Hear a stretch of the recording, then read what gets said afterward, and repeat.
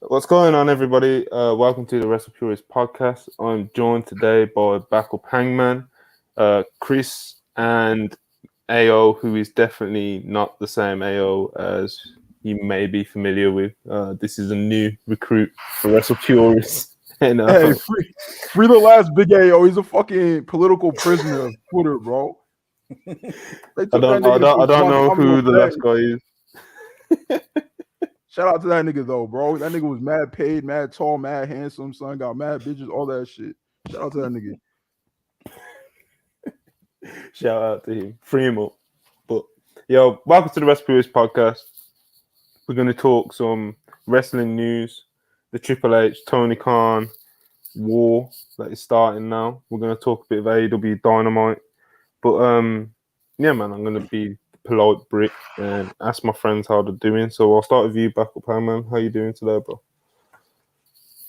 I'm doing really, really good because one of the greatest wrestlers of all time is back, CM Punk.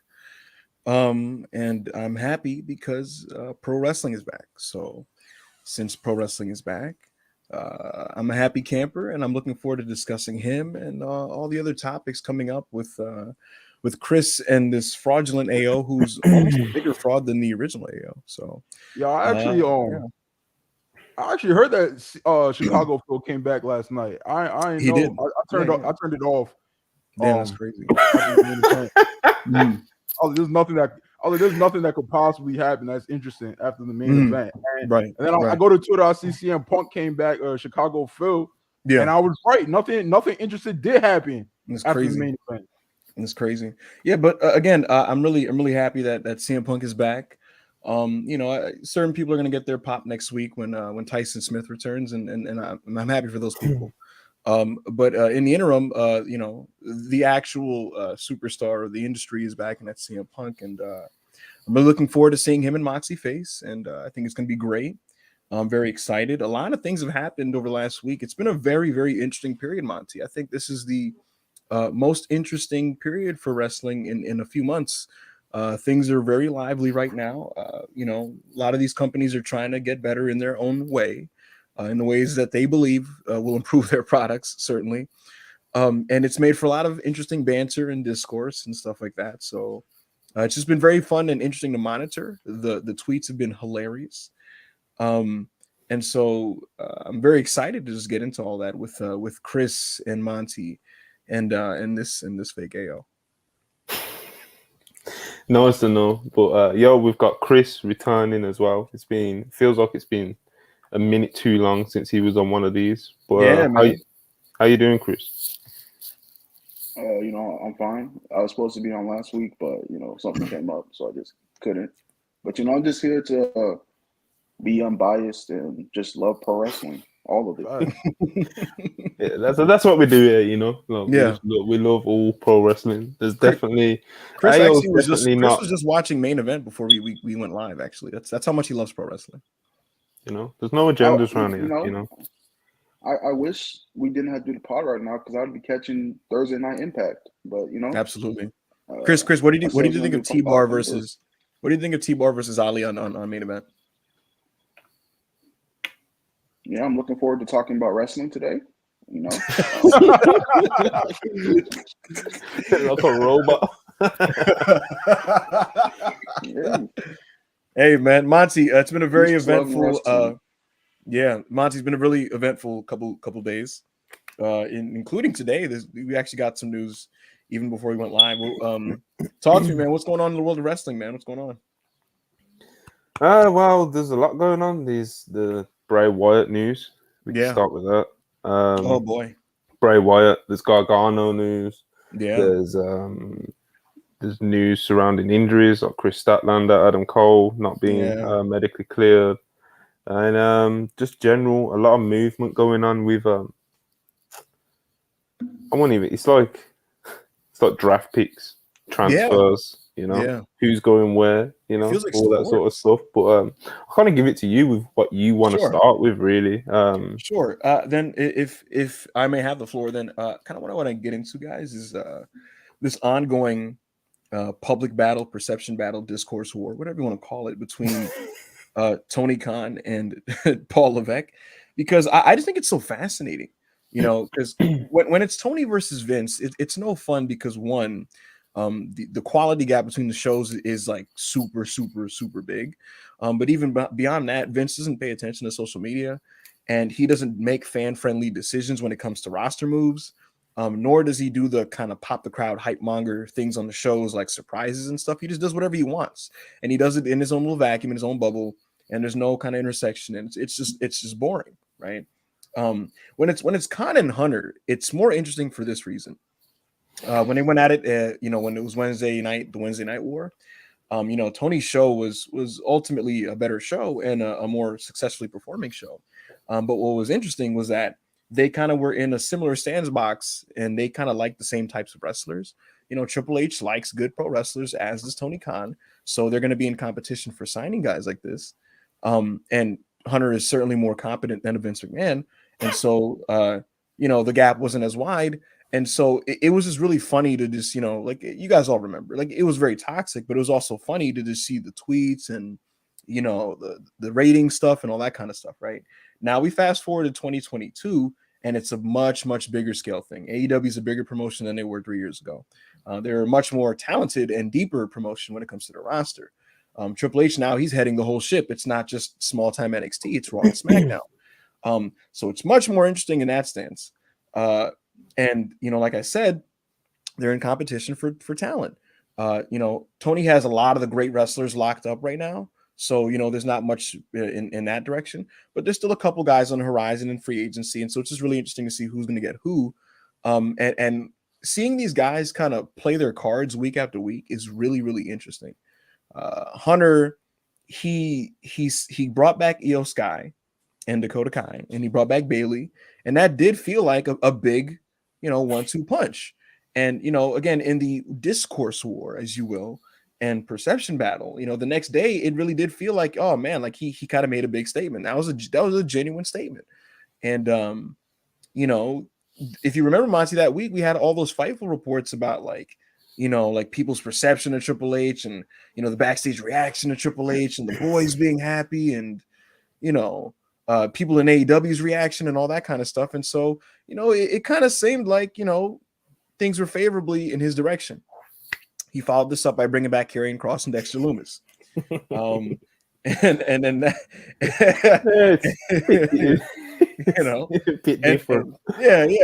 and then Tony's response to that was his trap card to CM Punk. So it's just been really fun to see these guys kind of counter each other and what comes of that. Tony made a comment about WWE's product and how it's been improved in recent weeks, and that's just a pretty agreeable statement. I think everybody would agree on that. So yeah, man, I guess what I want to talk about generally, I just wanted to lay the whole groundwork for everybody. What I want to talk about though is what do you guys make of the landscape? What do you guys make of the moves coming up? One of them being Triple H bringing back Hit Row. Apparently, he's he's talking to AJ Francis and Tahuti Miles tomorrow.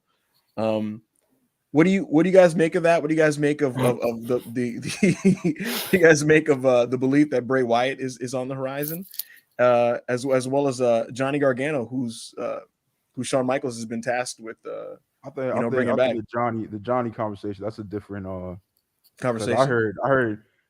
I heard they had Shawn Michaels doing some things for that man, so we won't discuss that that's separately crazy from all of this. Okay, but I'm gonna let y'all can go first. Chris, man, what do you make of all the moves being made on both sides? What's the score right now when it comes to the public and the discourse battle? And looking forward, putting the points up, Chris. Yeah, and we're at halftime right now. And so what adjustments need to be made on both sides? What's going on, man? What are you seeing on the floor? Hey, man, after SummerSlam, Io and Dakota and Bailey back to back. Yeah. Hey, Triple H went on a quick little run, Rest of the show was all right, Raw was cool. Talk that shit, bro. And then Hunter this nigga thought he was Curry and pulled up at half court. And brought back Karrion Kross. Was Cross a heat check? Was that a heat check? Did he? That's a heat check, nigga. He said, "Yo, Chris, that nigga, yo, listen, Chris. He was reading the tweets and people call him Papa H. She's like, yeah, I am him, bro. Oh, let me call this nigga Cross up real quick." This nigga brought back Cross. Nigga did not get a pop from the crowd. You know, niggas on Twitter acting like they happy. Oh my God, Karrion Cross. Y'all don't really care about no goddamn Karrion Cross. Nigga. I ain't see that. All right. Shit, nigga. And then, you know, Monday Night Raw had, you know, the Marks, Raven talking about, hey, this is a good show, you know. I'm just saying these niggas had Miz main event at Raw, so I don't know if we might have to slow the roll on this nigga Triple H being most improved player, bro. Because most improved. That was nasty. And then this nigga brought back Samuel Shaw, bro. Dexter Lumis. And Cody Shaw, you know. Y'all niggas checking for Dexter Lumis? Y'all checking for Dexter Lumis? Who he got to bring back to beat the trick y'all allegations? Nigga, you gotta bring back the Rock. Back is locked up. Bring back the Rock, nigga. Bring back Cena. Now, yo, maybe he ain't trick niggas. Chris, get your shit off, bro. Get your shit off. Chris. I'm sorry, bro. You know where Dexter Lumis was before he came back to WWE? That nigga was in NWA. Jobbing the fucking Tyrus, nigga. What are we talking about here, bro? Nobody wanted shit to do with that nigga, bro. Impact ain't want him. AEW ain't want him. MLW ain't want him. Like, fuck, bro. Them Might as well go to NWA. Tattoos, bro. Hey, this nigga. Nigga was tag dancing for Billy Corgan for fucking chicken tenders. AJ's not gonna work Dexter Lewis. AJ's not gonna work Dexter Lewis, man. Yes, hey, listen, bro. Hey, listen. We're gonna see if AJ still got it, nigga. Hey, listen. I'll say this: Hunter needs to offset some of these moves with some hoopers. 100%. You can't do Cross and Lumis back to back. Like, that's crazy. Like, that's just mad crazy, bro. You gotta, hey, man. Like, nigga, you gotta break that up, bro. You gotta throw. He thinks Karrion Cross is him, though, bro. Like, this is what. Like, and here's my thing. He's just dropped Sasha Banks on me. Like, this is what I'm saying, bro. Here's my thing, Monty.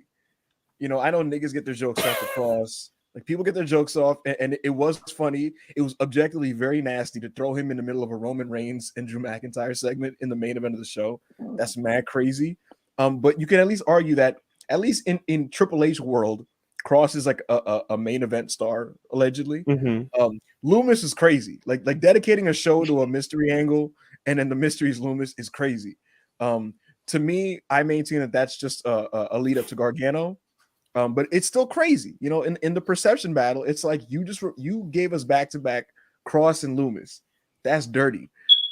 So to me, you got to offset that with a hooper. You got to throw in a Leo Rush, and then what he follows up like Dexter Lumis with is Mr. Top Dollar. So yeah. Hey, what did I tell you, hey man? What's up? What did I tell you about Triple H?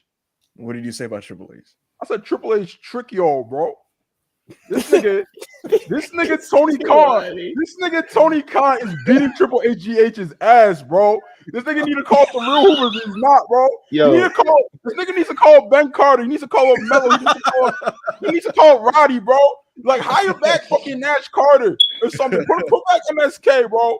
This nigga is hiring people that Fed stands are crying about on the timeline, bro. This nigga brought back carrying KKK Cross, nigga. Come on, bro. Nigga thought that if he fucking made this shit black and white, that niggas wouldn't, you get that fucking gimp suit fucking stink off that nigga. No, nigga, you still smell like a fucking sex slave, nigga. You fucking clown. Nigga still remember you was a nigga with a funny helmet in the gimp suit, nigga. Yo, this nigga had a whole mystery angle. Who's it gonna be? This nigga had Tommaso Ciampa twerking on the timeline, posting pictures of Johnny and Candace, nigga. Posting Johnny's fucking winky face and shit. Brought back Dexter Lumis, cuz. What are we talking about? Yo, that's the crazy thing. What the fuck are we talking about here? Yo, this man Ciampa. Call him Mello, nigga. He was tweeting the DIY symbol. This man did the Gargano escape. He dedicated the match to Harley Race. He dropped 17 paragraphs about this man. And you knew that Raw rating was because dudes tuned in like, I'm finna see Gargano tonight. It's Cleveland. You know, yo. Niggas heard Top Dollar coming back, right? And they left their cribs, they ran to the street, right? You thought they ran to the streets to celebrate, nigga? They run into the nearest bridge. They're gonna do a shooting star press off that motherfucker, bro. Them niggas do not want Top Dollar on their television screen. This is crazy. They about to do a fucking 6:30 splash into the nearest river, my nigga. Niggas do not want Top Dollar's fucking ABC 1, 2, 3 raps, nigga. Oh my god! I'm gonna say this. I'm gonna say this in all seriousness. Simmer it back down, man. Bring it back. Mozzie, so Triple H 100% has Triple H gets tricky. Triple H has Gargano and Sasha and Naomi in his back pocket. Tony Khan has Kenny Omega and Ayo. You have an echo. Yeah, but yeah, no. So Tony has Kenny Omega and probably MJF in his back pocket. Hunter has Sasha, Naomi, and Gargano, and perhaps Bray Wyatt additionally. Now, objectively, if you were just to analyze this, would you blow your load on a TV show and respond in a reactionary way by throwing one of these people on TV? Or do you still stick to the presumed plan of throwing these people at the Clash of the Castle show? I don't know, man. Gargano obviously made a lot of sense last week. So it's just kind of like, I don't know, it depends where everyone fits. Like I'm hearing rumors about like Triple H trying to like, try to catch everyone by surprise with how he does the debuts and stuff like that. Yes. And it's just like, come on, bro, like just do the debuts at the right time, Yeah. I've always thought that like every week book the best possible show. Like I don't believe in I hate saving shit, because by the time that time you're saving for comes around, there'll be something else. People don't care. Just how that's just how wrestling works. If he had the ability to put Johnny Gargano on television, that first Raw that he did, and he chose not to, he's a fucking idiot. It's gonna be a long time before 2.2 million people are watching Raw again. Yeah, no, I agree. That's not me being a hater. That's just reality. Yeah. So because you know what's gonna happen, AO? Week 3 when that shit goes down to 1.8 and then maybe even potentially 1.7. That's going to be because people who tuned in like, I'm waiting for this guy. And he touched 1.4. That's not happening. But what's going to happen is people are Cody come back and it touched 0.07. Oh my god! No, but in all seriousness, it's like the extra people who are like, all right, I'm watching to see if this guy's here. Like those people aren't going to sit through multiple 3-hour shows straight without getting that person. So I'm not saying throw Sasha and Johnny and Bray Wyatt on the same show. You can obviously save one or two of those surprises for the pay-per-view. But give me something, nigga. Damn, like you can't just throw me, you can't throw me Dexter Loomis and Tahuti Miles on these TV shows and it's crazy. Who do we think is actually coming back in general? What are we dealing with? Like, who do you today, Backup Hangman, think is coming back to WWE? Who's on that list? In the immediate couple months? Yes. Sure. Johnny Gargano, Naomi, Sasha, Bray Wyatt, Lio Rush, probably Tegan Knox. And then from there, you're looking at a lot of the NXT releases of the last year that don't have concrete jobs. I was told things about the former Biff. No, actually not. He's current. Biff Busick. I've been told about him. I heard about him being brought back as a talent, but another person told me about him being brought back as a coach. Nonetheless, he's a good worker. He's probably going to get brought back in some capacity. I've heard of some call-ups for certain guys that are in NXT. What else do we have here? Who? Okay. What I could say publicly is that Triple H eventually wants to bring Roderick Strong up as a singles wrestler. And that shouldn't be too surprising. He loves Roddy. And he also he kind of owes him too, because he got this guy to re-sign and then immediately had a heart attack and NXT changed, and the reasons for why Roddy re-signed all got taken like from under his feet. Roddy was told, literally. Yeah, Roddy was told literally like, you're gonna get your own stable, and we're gonna build a cruiserweight division around you. And then like and Diamond his wife Mine, was there. yeah, exactly. And then his wife gets fired. Diamond Mine gets changed up. NXT becomes 2.0. The cruiserweight title gets defunct. He's like, why am I even here? And then they didn't grant him his release. So at this point, they owe him. Who else? Escobar. What about him? Escobar is going to get called up. The whole Legado team is probably getting called up to SmackDown. What else? Expect a couple. I'm going to call them, because it was described to me as 2.0 graduations.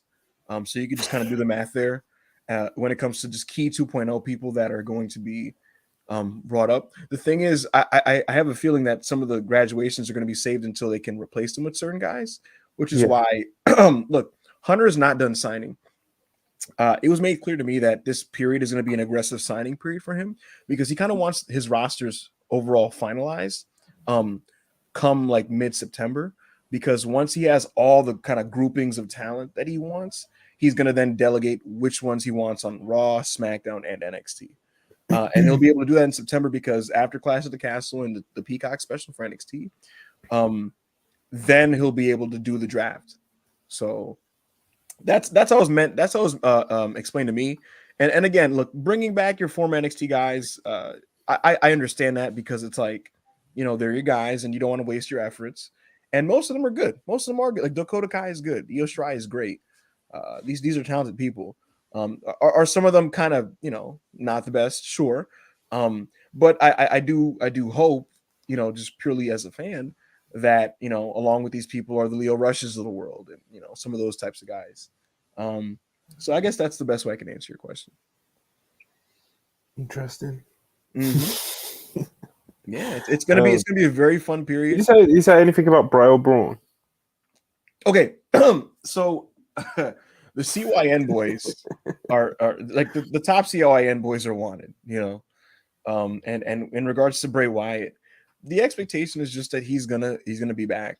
Him and Vince McMahon were on really, really poor terms last little bit. This is partially speculation on my part, but I'd like to argue that Bray's creative vision being just butchered by Vince actively contributed to his just personal dissatisfaction with everything. That's actually basically known. But yeah, like he just, he was not having fun and his vision was being ruined. And, him voicing this openly led to Vince not being fond of him at the end. And that contributed to him being released. So with Vince out of the way, I'd imagine that Triple H will bring him back. When I asked about Bray, someone basically kind of implied to me that the holdup right now is whether he plays the Fiend or not. Like, it was straight up told to me that like Triple H doesn't want him as the Fiend and Bray wants to be the Fiend. And I think that's because Bray. I think this is Bray has really strong belief in the act, and I could see in his head being like, no, you don't get it. Like the way I see it, like it'll work. It's just that your what's the word? Your reference point is the Vince version of it. That sucks. So yeah, that seems like it's going to be a tough one, because so it's like Bray wants to prove a point with that character, if that is the case, of course. It's kind of like what I said about Karrion Kross, with Vince completely butchering Karrion Kross. And I think a big part of Triple H bringing Kross back is to kind of prove to himself that he can do it properly and not the way that he got butchered by Vince. So kind of shades of that with Bray Wyatt, but obviously with himself rather than someone else wanting to prove it for him. It is interesting because Bray is somewhat divisive on Twitter. But when you really look at the replies to tweets and stuff like that from the big accounts, like, he is definitely very popular, and it's it'd be somewhat surprising for most people to see how many people in AEW's fan base are actually like fans of Bray Wyatt, I think. But when you speak to most Bray Wyatt, when you speak to most AEW fans, they're kind of against Bray Wyatt. So Bray Wyatt, I think, personally suits WWE more anyway. But what's interesting about Bray? There's a such thing as WWE acts that are very good, but they wouldn't translate well to AEW. Like the Fashion Police with like Fandango and Tyler Breeze. Like I think everybody when they were allowed to get their shit off, I think everybody thought that shit was entertaining. Does anybody want that shit in AEW? No. Like the Iconics, that was an entertaining act. Does anybody want that in AEW? No. Like that's where I put the Fiend. I like the Fiend a lot. And I when he was allowed when the act was good, I liked the Fiend. Yeah. I did not want this nigga Bray Wyatt in AEW, bro. I didn't want him anywhere near AEW. When he goes back to WWE, I'll watch his shit. If it's good, I'll be happy. I'm not gonna put it over on the timeline because I have a dentist to maintain. But I'll be happy. I'll be happy to watch. I'll be happy for him and shit. But I'm just not putting it over on the timeline. You know what I find interesting, Monty? Like Bray is the perception on him is so split. Like WWE fans who are just into the the special effects and the gimmick and the entrance and stuff, like they think he's awesome, but like people who are more, I guess, oriented towards AEW, like they're wrestling centric and they just see him as a guy who can't work great matches, and so he doesn't have much value to them as a talent, and they kind of laugh at like the spooky stuff in the gimmick. And so it's just really crazy because like he is a star, he made a ton of money for WWE. And he is a big name. So it's just interesting seeing that, like, that really broad disconnect. Like I almost envision once he comes back, like there's going to be a lot of split opinion on the timeline. You're probably going to see people dunking like, LOL, they brought back Bray, LOL. Whereas other people are going to be like, going crazy, like really excited for it. So that's just interesting. What do you make of Bray Wyatt, Chris?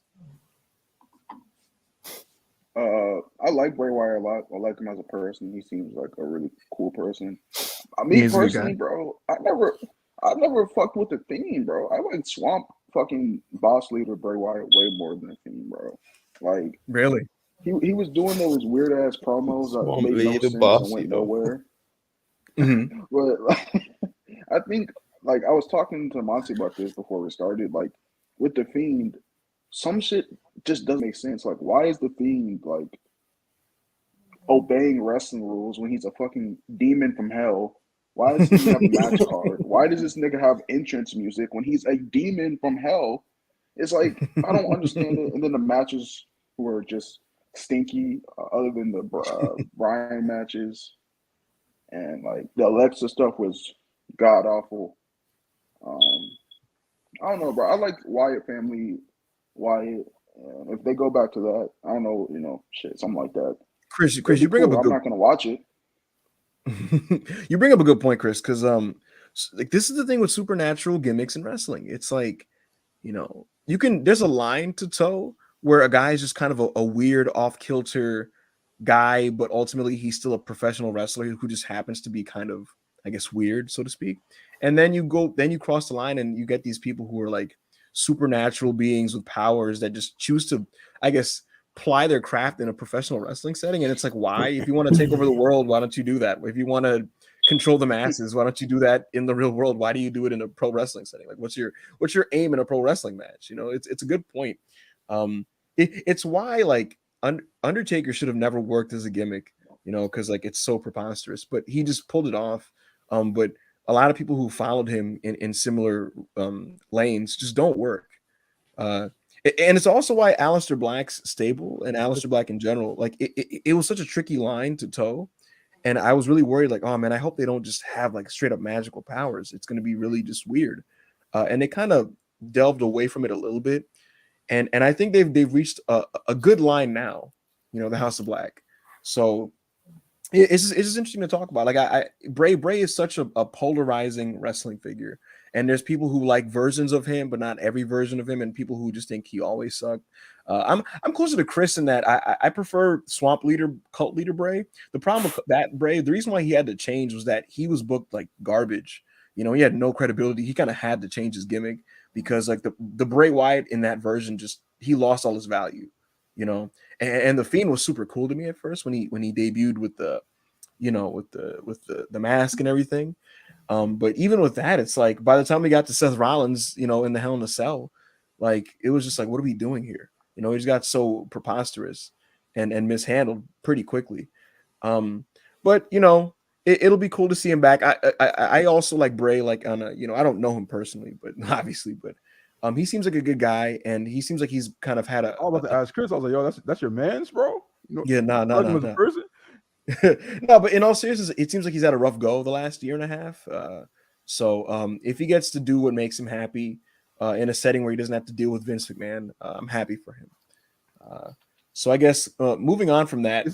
I just wanted to add real quick. Yeah. It's not like people try to like compare him to the Undertaker and shit, and like what all the Undertakers succeeded, why can't he? The Undertaker was grandfathered in as something that was widely deemed to be acceptable. If they did everything the same, or even if you found a better worker than Undertaker and a better actor than Undertaker, then it would be smoother than Undertaker. Niggas would not accept that shit in 2019, 2020, 2021. They'd be like, this is so fucking stupid. Like, if the Undertaker never existed in the 90s and then you just like started the act today, is what I'm saying. Like, people would not accept it like they accepted it because of Mark Calloway doing it back then and shit. Because it was okay to be like campy in wrestling back then, pretend like all that shit like was going on and shit. So you know the thing about it, Dale? You know what's crazy? All those, the thing is, Taker was one of many weird, preposterous, silly gimmicks of his time, and most of them died in like a year. Most of them died immediately. Like maybe some of them were dead on arrival. Like we had hockey players, we had guys who were garbage men and things like that. And the reason why Taker, what? You remember what they had Rikishi doing? He was like the Sultan. The Sultan. No. They also had the what's it called? When he was like helping kids like stay off drugs and not join gangs and shit, make a difference tattoo or some shit. Yeah, make a difference tattoo. And he was like this. He was dressed like this like hip hop b-boy in like a kind of a fresh jumpsuit. I can't lie. He was low-key dressed like the fucking Funkasaurus, bro. Like he's just fucking the jumpsuit, the fucking bucket hat and shit. He was like bucket hat. He was dressed like he was in a LL Cool J video from like 1989, and he's telling kids to just stay off the drugs, man. And it's just, these gimmicks are so silly, and none of them stuck. None of them got that over. None of them made money. None of them, lasted. But somehow this mythological wizard man, who gets his powers from an urn, like that's what endured. And a lot of people say this, but I think it's because Taker played it so straight. You know what I mean? Like he just took it super seriously, even though it's like so silly. And you know what? I guess the best comparison to that now, even though it's much more subdued, is Miro. Because Miro's gimmick is really, really silly. Like this guy is talking about pagans and his God and his message and his mission. And it's like, what the fuck is this guy talking about? And he's like in a dark room, like looking up at the ceiling and shit. It's so ridiculous. But he says it with such conviction, and he's so serious, and he looks like a badass. And so you're just like, all right, fuck it. He's just doing what he has to do for his God. Like, who am I to tell him otherwise? Who's tell Miro that he's corny? That's what I'm saying. Like who's the one to tell me I'm corny? That's what I'm saying. Like, I honestly, man, I always talk about this. When it comes to weird gimmicks, man, it really is just, man, it's on the guy playing the gimmick to just pull it off. Joe Gacy stinks, and I 100% blame it on. Obviously, the material is garbage, but I honestly think I think Bray Wyatt, Monty, I think Wyndham Rotunda could pull off Joe Gacy. As insane as that sounds, I think Wyndham Rotunda, if he did that material, you're like, nah. I think he could. That material's bad, bro. It's bad. It's bad. Bad, it's bro. Really bad. But I think a better orator. It's really bad, bro. I think Tom Budgen, Tommy End, Malachi Black, I think he could pull off Joe Gacy. I think him being like, what the fuck is Joe Gacy? You're underestimating the Gacy gimmick, fam. It's bad. It's bad. No, it's bad. Like, it's really bad. Really bad. Look what they've done to our boy Braun Breaker, bro. Yeah, it set that man off. He ran his momentum, bro. Like permanently. Like he needs to get out of there. Y'all blaming Joe Gacy for that? Anyways, y'all blaming Joe Gacy for that? Y'all just asking questions, bro. I didn't say. I'm just saying, like you need to get used to muting this stuff. When your two major feuds back to back are Joe Gacy and Squarehead, there's no coming back from that. But yeah, man, gimmicks really, it really just depends on the guy. And Miro's pulling this shit off because he's a badass, and you can't tell him shit. So you just kind of have to. He believes it, so you believe it. And that's the case with Taker, and that's what's happened with Bray Wyatt, and that's why Bray Wyatt's endured. before we kind of get into some of the broader other stuff in Dynamite, I do think it's important now to kind of talk about where we are in this landscape and how these shows are performing. Because cable right now is pretty down across the board in the summertime. But despite cable being down, Monday Night Raw is up. And our resident statistician and unbiased analysis, AO, I kind of want him to break down some of these numbers for us. So we'll start with Raw. AO, Monday Night Raw this week, it did, as per Brandon Thurston, it did 1,956,000 viewers, and it did a 0.54 in 1849. What do you make of this number? What should we take away from this? 0.54, huh? 0.54. Interesting. Well, give me the Dynamite numbers, and I'll put my put all my thoughts in one go. Yeah. Sure. So okay, give me the Raw numbers one more time, and then give me the Dynamite numbers right after. Raw did 1.95 and a 0.54. Dynamite did 972,000 viewers and a 0.33 in the key demo. Okay. Yeah. What was it in the key demo? 0.33. Interesting. Yeah. So me, Big AO, I'm very unbiased. Very. I play everything straight, bro. I don't if something's not looking good for a company I support, it's not looking good. If something's looking great for a company I don't support, it's looking great for them, bro. But that being said, yeah. All right, this is my official breakdown of the stats. Okay. You niggas sitting there, right? You niggas sitting there waiting every week for the fucking demos and total viewers for fucking wrestling programs to drop, nigga. You niggas need to go and get some bitches, nigga. You niggas over there talking about some 18 or 49 demographics and shit. Why don't you text some bitches that are 18 or 49 years old? What the fuck, nigga? You incel ass niggas, bro. Stop talking to me about some fucking demos, nigga. You niggas hear about this shit and talk about this shit for fucking hours, nigga. You niggas are making no bread off this shit. No bread beating your dicks to this shit, bro. What is wrong with you niggas? Chris, you know who cares about ratings like this? You know who cares? Them niggas who are already making them nasty ass fucking tributes, bro. Them are the niggas who fucking care about these numbers, bro. These nasty motherfuckers. Yo. I'll tell you right now, if you debated Dynamite's fucking ratings, if you laughed, if you fucking twerked, if you did backflips over that shit, get a job, my nigga. Go outside, bro. Get some bitches. Do anything. Get a pet.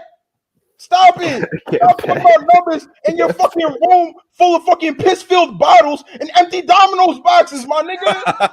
Niggas is waiting for the fucking ratings to drop. I'm like, the good guys won again. In your room, bro. Call your mom. Now, you know what gets me, AO? The people who are in the comments of the guys who tweet the ratings, and they're like, first in cable, first in the night, yeah, the start and shit. Nasty, bro, get a fucking life. That being said, hey man, yeah, shout out to AEW, number 1 on cable 6 weeks in a row.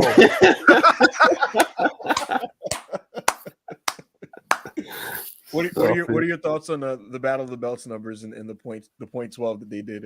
I didn't catch the numbers. Got you. Say it one more time. Battle of the Belts. Oh, you're breaking up, bro. Anyway, what's the next topic? All right. Well, Dynamite had a terrific show last night. I think everybody could agree on that. Whoa. We gotta talk about what they got my close personal friend HBK doing over there, bro. What happened? What Triple H got HBK doing over there? Talking about him Gargano. Give the backstory for everybody who doesn't know. Oh fuck, we lost Chris. All right, well, backstory. Yeah, let's work on getting Chris Where's back. Chris gone? Yeah, I don't know. His phone probably died. But no, the general gist is Triple H wants Johnny Gargano back, and a lot of people backstage want Johnny Gargano back, including some talent.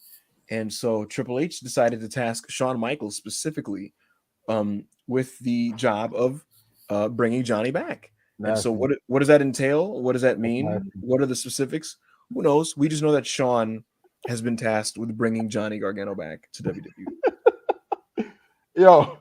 Yeah. So what you're telling me is that Triple H called HBK and told that nigga that he had to bust out the Megan Thee Stallion knees and twerk for Johnny Gargano. That's crazy. So you're telling me, right? You're telling me that Triple H gave HBK a promotion, and he's now the HTIC, the head twerker in charge. That's crazy. Is he doing it? Yeah, that's nasty. Yo, this nigga Hunter, bro. He said, "Yo, nobody shakes their ass quite like you, Sean." Oh my god, stop this shit. That is crazy. Hey, but you know what? It probably worked. You know, Gargano was feeling it. He was like, "Yeah, man." This nigga try to mute me. This nigga Monty try to silence me. You can't silence the truth. What? This nigga Monty try to silence me. Yo, AO, listen. They hated me because I told the truth. Yo, AO, this man said I'm being silenced, you know. AO. Shawn Michaels walked in and all you heard was he needs to get that shit up. Trying to get his copyright strike and shit. Yeah. Get that shit up. Hunter said all that twerking you was doing for Vince is what got you my job, right? Well, put it to good use, bro. Get Johnny back. Get Johnny back. HTIC. Listen, I haven't really been keeping up to date with the comments, but yeah, HTIC is crazy. Coming in, I'll try to get them up on the screen. Yeah. Toss some comments up, man. Telling him to go grovel for Johnny is crazy, bro. Yo, maybe I'm overthinking it, but I think Triple H shot a little boy on. I don't know. You tell me. Little boy who? Shawn Michaels? Little boy Sean. He said, "Hey, listen, man. I run the company now. Go get Gargano back from me, bro." We got him back. You think Gargano and Triple H don't have a good relationship? Come on, bro. He could have picked up the phone and called that nigga. Yeah, that is kind of crazy to me that like Hunter could just hit him up directly, but he said, "Nah, Sean, I need you to bust it back." Sean, little boy, you know that's little boy. Go call Johnny for me. Let's go get going for Vince. He said that's your punishment for ruining my fucking show, nigga. That is. It's nasty over there in Stanford, bro. I'm telling you. Civil War 2. Johnny fucking HBK versus Triple H is coming soon, bro. Remember, Big A told you this. And before it gets Dynamite. Before it gets Dynamite. Yeah. It's weighing very heavily on my spirit, bro. Mm-hmm. Everybody in here, there's 160 people in here. Go follow me on Twitter right now. I lost my old Twitter page. You know, I'm fucking political prisoner. They try to ship me off to Guantanamo Bay. It's terrible. It's Ruler AO, X instead of an E. You know the worst part about losing my page, Hangman? What's up? It's not all the wrestlers that followed me that are gone now. It's not the promoters that follow me that are gone now. It's not just the overall number, bro. It's not the numbers. It's the bad bitches that follow me when I was dropping thirst traps, bro. They're all gone, nigga. And I'm not posting pictures of myself for a minute on this one until the dust kind of settles and shit. Damn. But yo, like, if any bad bitches are listening to a fucking wrestling podcast on a Thursday afternoon, not happening. Go ahead and follow me, bro. I'm still a fine ass nigga. I just gotta got a new account. What is going on? Let's plug in his personal shit. We're gonna get back on track. We need plugs at the end, fam. That nigga hopped on the pod to get the hose in line. That's crazy. What happened when I left? Crazy. We were discussing. Shawn Michaels has been personally tasked with bringing Gargano back, and AO said that Triple H told that man Shawn to twerk for him, and he called Shawn Michaels the HTIC, the head twerker in charge. So, hey man, Shawn might be back on that stuff, man. I don't know. That is crazy. Out here. That is be back on that. Bro. Shawn is a born again Christian, man. We're not gonna do this shit to Shawn Michaels, man. He found God, bro. He found God, man. He found God, bro. He saw the light, you know. Found God. Came back to WWE. Oh man, stressing him out, man. I'm just, before we get into it, I am really looking forward to seeing how people like AO and Chris spin the returns of Gargano and Sasha. Like, that's gonna be so funny. Like, just seeing how that, because it's so it's really easy to no spin, because I'm on record on my Twitter saying I do not want Johnny Gargano. Oh, yo, when Sasha comes back, I'm gonna be in shambles, bro. I'm gonna probably no-sell it. Okay. No-sell it, bro. Yeah. I'm like, huh. That's what Sasha Banks is doing now. Whatever. I can't install her. I'm not going to besmirch her name. I love Sasha Banks. This nigga Johnny Gargano, I'm on record. I never wanted him in AEW, bro. It's like we got a lot of short white hoopers already. We don't need more. An example I gave is Trey Young is a fantastic player. He's great, fantastic player. He's going to be perennial all-star, all that. Yeah. If you're the Golden State Warriors, why would you want Trey Young on your team? Mm-hmm. When you already have Steph Curry, bro, like, and Johnny Gargano it's a redundant skill set. Like he's redundant. I don't want him in AEW. I don't need any more Johnny Garganos, bro. We got a bunch of them. That's totally fair. You know what's funny though, AO? There's definitely going to be an account that doesn't tread lightly. It's going to be a pro AEW account that tries to get that Sasha dunk off, and he's going to get fucking annihilated. It's going to be one of these. If you are a pro AEW account, just leave the Sasha thing alone. Try to get that Sasha dunk off, bro, because I'm gonna be in your mentions dunking on you too, bro. Don't do that. We're gonna live to fight another day, bro. Like, just leave. Don't insult Sasha Banks. Don't say anything about it. It's not only gonna be the crew on your ass, bro. Big AO gonna pull up on you, son. Don't do that shit. That's a good look. Sometimes you gotta just let some shit rock and just it's WWE. You're gonna have something to dunk on in a couple of days, bro. Just you gotta let it rock. Just lay low for a day, bro. Not every situation needs a spin, bro. You could just ignore some shit. Pretend like it don't exist. I'll never talk down on Sasha or Naomi if they go back. Yeah. That's their opinion. No, I mean not opinion. That's what they want to do. Then that's what they're gonna do. But Gargano, nigga, I got some shit for him. Chris is gonna start. He's already working on clipping one final beat. Like he's already. Bro, we already know that these guys, Chris and AO, have got drafts ready. Yeah. Multiple wrestlers, bro. Multiple wrestlers. They got drafts ready for when Katie comes back. They got drafts ready for Yo, listen. Here's the thing. There's so many spins you can do. You could do the whole why didn't WWE introduce them properly? Where was the video package? You can do that grift. You can do the now they like moves matches. Now fans like moves matches. Now y'all don't mind no selling. There's so many different grifts. My man Drain Bamager, he already basically said like first Loomis, now Top Dollar. Hey, shout out to my boy Drain Bamager, bro. Got that fucking bar off. Good man. Yeah, no, it's nasty. Listen, yo, nigga. So people know I'm a troll, right? And people like DM me my Drain Bamager's takes and shit. Expect me to be like, yo, nah, he was tripping with that. I'll be like, yo, that nigga was kind of spitting, bro. Yo, he kind of got that shit off. No, what killed me with him. See, he's hilarious to me because here's the thing: if you're gonna be a pro AEW agenda account, you got to be good at it, right? And he's really good at it. Like he knows how to clip shit. He's good at editing. And on Raw on Monday, right? Like I thought the show was pretty good, and there was like a lot of good matches. His only Raw tweet was, "Look at all these camera cuts in the opening segment." And that tweet got hella interactions, bro. Like, yeah, Dre Bramager. I was like, +1 for the good guys, my boy. Oh, this nigga's a demon, yo. This nigga's crazy, bro. That man, Tony hit him up like, "Hey, yo, Raw is kind of tough, but I need you to do some shit for me, my nigga. Like, you know what to do, D." That's crazy. But a show that wasn't good, but rather fantastic, was Dynamite. Last night was Quake by the Lake. It was in Minneapolis, Minnesota. Quake by the Lake, or is it Quake in the Lake, or Quake at the Lake? Either way. Yo, what did I tell y'all though? I told you that lake would be fucking quaking, nigga. And what happened? The lake was quaking. The lake was quaking. Yeah, listen, Dynamite last night in Minneapolis, Minnesota. Quake by the Lake, big time show, big stars, big money. You know what I'm saying? Big main event. Chris Jericho took on John Moxley for the interim championship. We had a coffin match with Darby Allin and Brody King. Man, we had a tornado lucha tag. We had the return of CM Punk at the end of the show. I thought it was a tremendous episode. I'm sure everybody else is in agreement with that. But with that said, my opinions on the individual parts of the show are kind of different than what I've been seeing in terms of the majority opinions.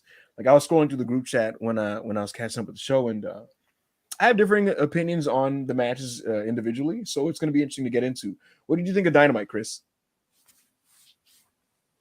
And then, just TK doing what he does, and that's put on fucking big banger shows, nigga. Chris. Chris, you're going robot mode on me, my nigga.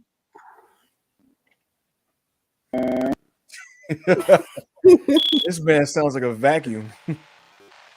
Oh my god. Oh my god. That status is going crazy. That shit is going insane, bro. You hear that? Yo, WrestlePurists podcast, professionals. You know, absolutely, like, subscribe if you're not This is already. what the people want, What though, you bro. doing? Just straight out. Yo, what did you make of Tony's response to Paul Levesque last night? Yo, that nigga Tony said, "Clear out, y'all, clear out." Took the ball. That nigga Triple H is guarding him, right? Took the ball, fucking dribbled right into Triple H's chest, nigga. Took that shit right to the hoop. Yammed on that nigga, bro. Nuts on his fucking head, bro. Nuts on his head. That nigga Triple H. That nigga Tony landed. You know that video of Shaq dunking on. I don't remember who that white boy was, bro. But he dunked on one white boy. He pushed him to the ground. It's a boom shakalaka, bro. That's what TK did at Triple H. I don't gotta talk too much though, bro. Niggas know what happened. Listen. Here's my theory, Monty. Look, man, CM Punk is my guy, right? I love CM Punk. One of my favorite wrestlers of all time. Favorite modern wrestler that exists. This guy's a genius. I can't praise CM Punk enough. Mm-hmm. That nigga is not healthy, bro. That man, Tony Khan hit him up like, "Hey, bro, how's that foot?" Punk's like, I'm at about 50. He said, "That's what's up. I need you on TV this week, bro. I'm not. These niggas is talking crazy about my fucking product. Niggas is talking about people are gonna leave my company to go to WWE. Fuck all that, bro. I need you on Dynamite." And Punk said, "Bet."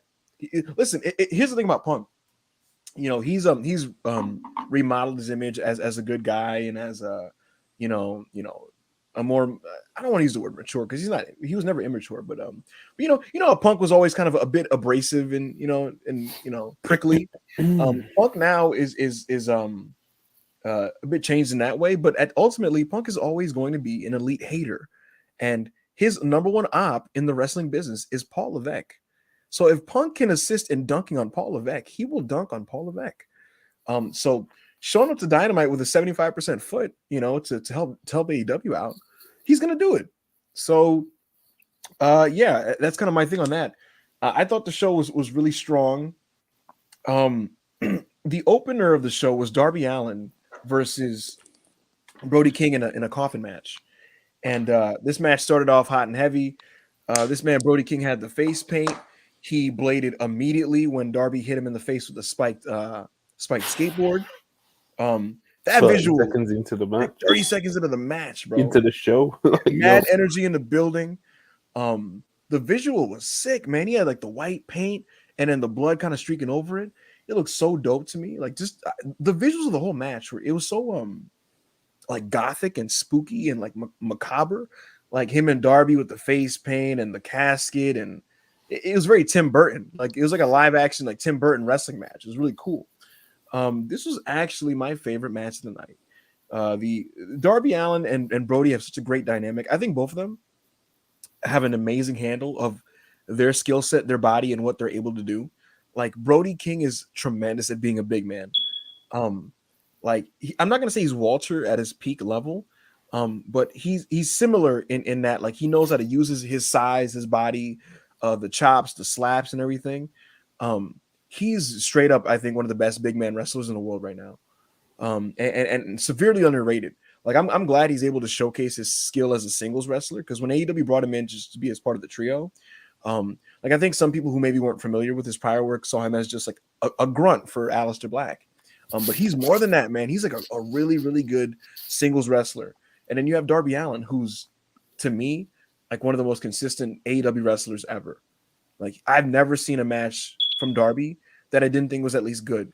He had a good match with Cesar Bononi. He's like great in my opinion. Darby and Brody had a really good match. It broke down in the middle and turned into like an angle with Malachi and Sting. And I kind of forgot the match still in progress. And it was at this point in the match, Monty, that I kind of told myself that for whatever reason, maybe it's just a coolness factor, whatever it is, I think that House of Black versus Darby and Sting and Miro by extension is a much cooler feud than House of Black and Death Triangle. Of course it is. Yeah, no, like way, like it's not even close. That felt like a cosplay dork fest to me. This just feels like a fucking cool feud. I don't know what it's about. I don't know what's going on, really. I don't know what they're talking about. I don't know why they're jumping Darby at like public places. But I like the vibes. So wrestling's back, bro. Wrestling's back. I've been saying this. It is back. And yeah, we got back to the match, and Darby had the whole chokeout finish, which was a callback to the beginning of their program in the Battle Royal. So yeah, man, Darby Allin's undefeated in these coffin matches. He's the Undertaker of coffin matches in AEW. Good for him. That match was pretty terrific, in my opinion. It was my favorite of the night. What did you think of it, Chris?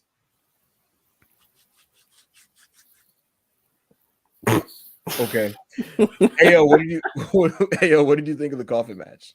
Yo, it was my favorite coffin match, and I don't say that lightly because Ethan Page, he tricked y'all with that first one, and y'all, including me, bro. Ethan Page was really looking like he was him during that coffin match, and Andrade is fucking Andrade, bro. He's phenomenal with everything that he does.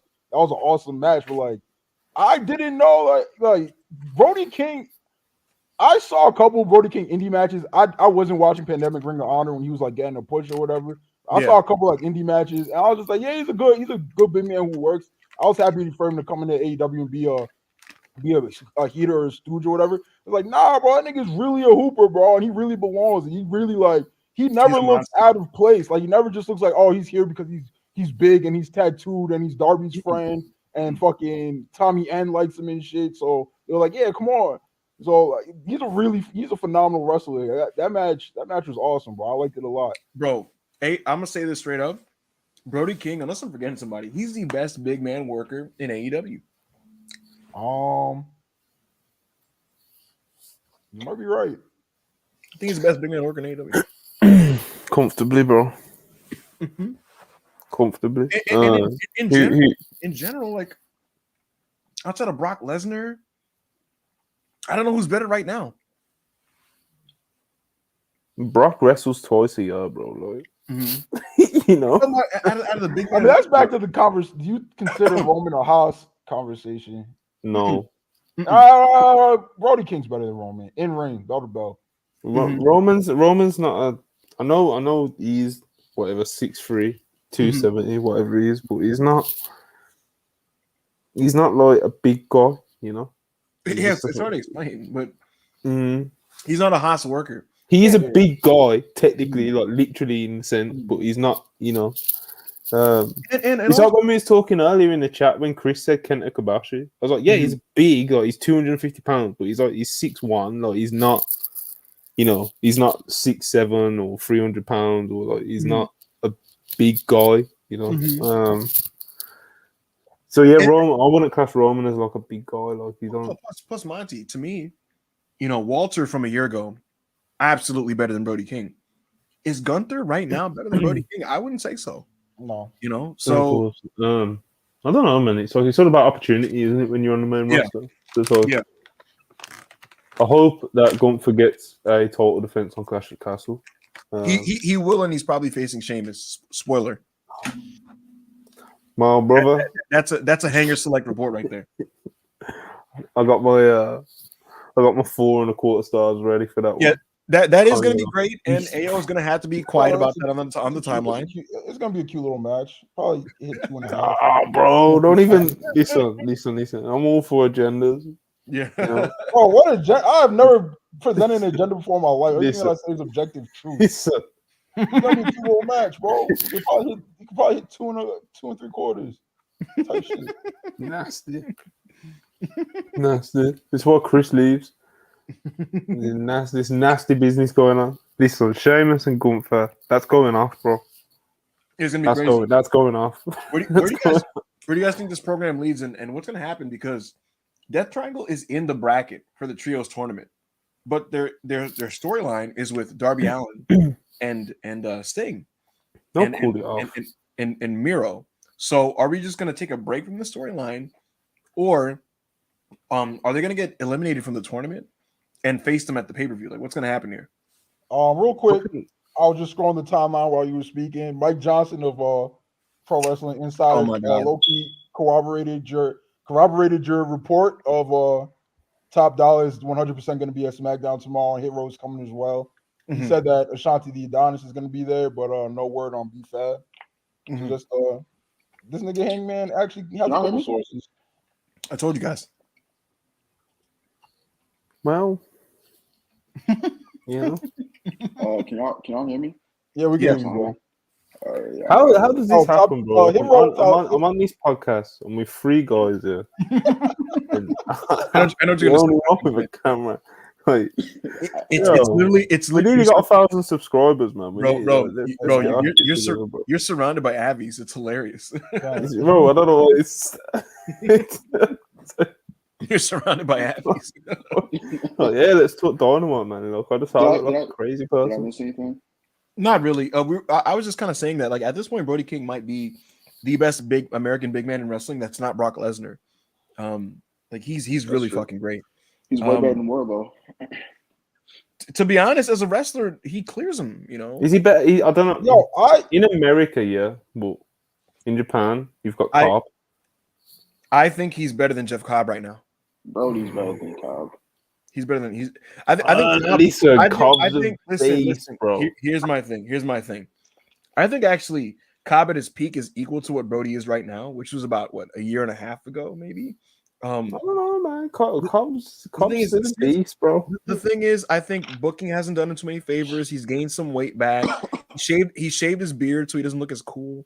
I don't know. I think Cobb is slightly regressed, and I'd say Brody's a bit better than him right now, to be honest with you. Not to take anything away from him. I think Cobb's still really good. You know, they're both better than Jonah. You know, but well, that felt spiteful a little bit. I'm sorry, but Jonah Dunk. Did you know that he's the new monster of Japan? Yeah, I've been watching. Did you hear the news that he beat Kazuchika Okada? Not only did I hear the news, I watched the match.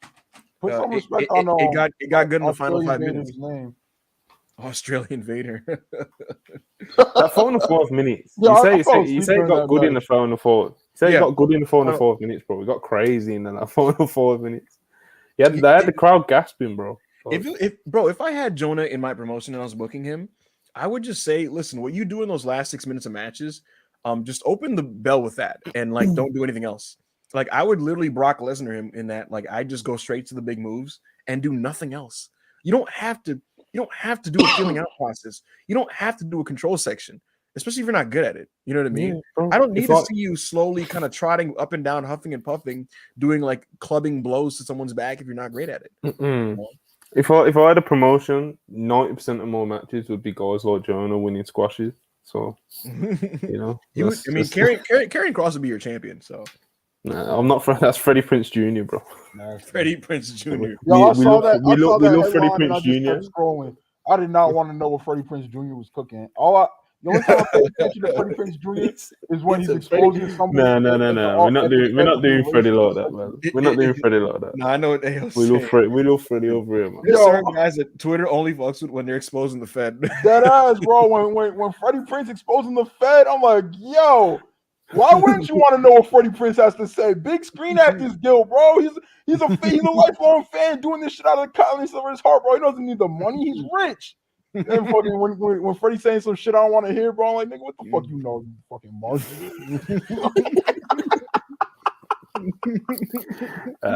We love Freddie's the man. We love Freddie, man. So guys, where's this gonna go? Like, is Death Triangle gonna advance in the tournament, and we're just gonna cool off this program? No. Or are they getting eliminated? Is the Dark Order gonna beat them? And are they going to feud with Miro and Sting and Darby? I don't have the adverse reaction to Dark Order beating Death Triangle. Is AO speaking? Because I can't hear him. Can you hear me?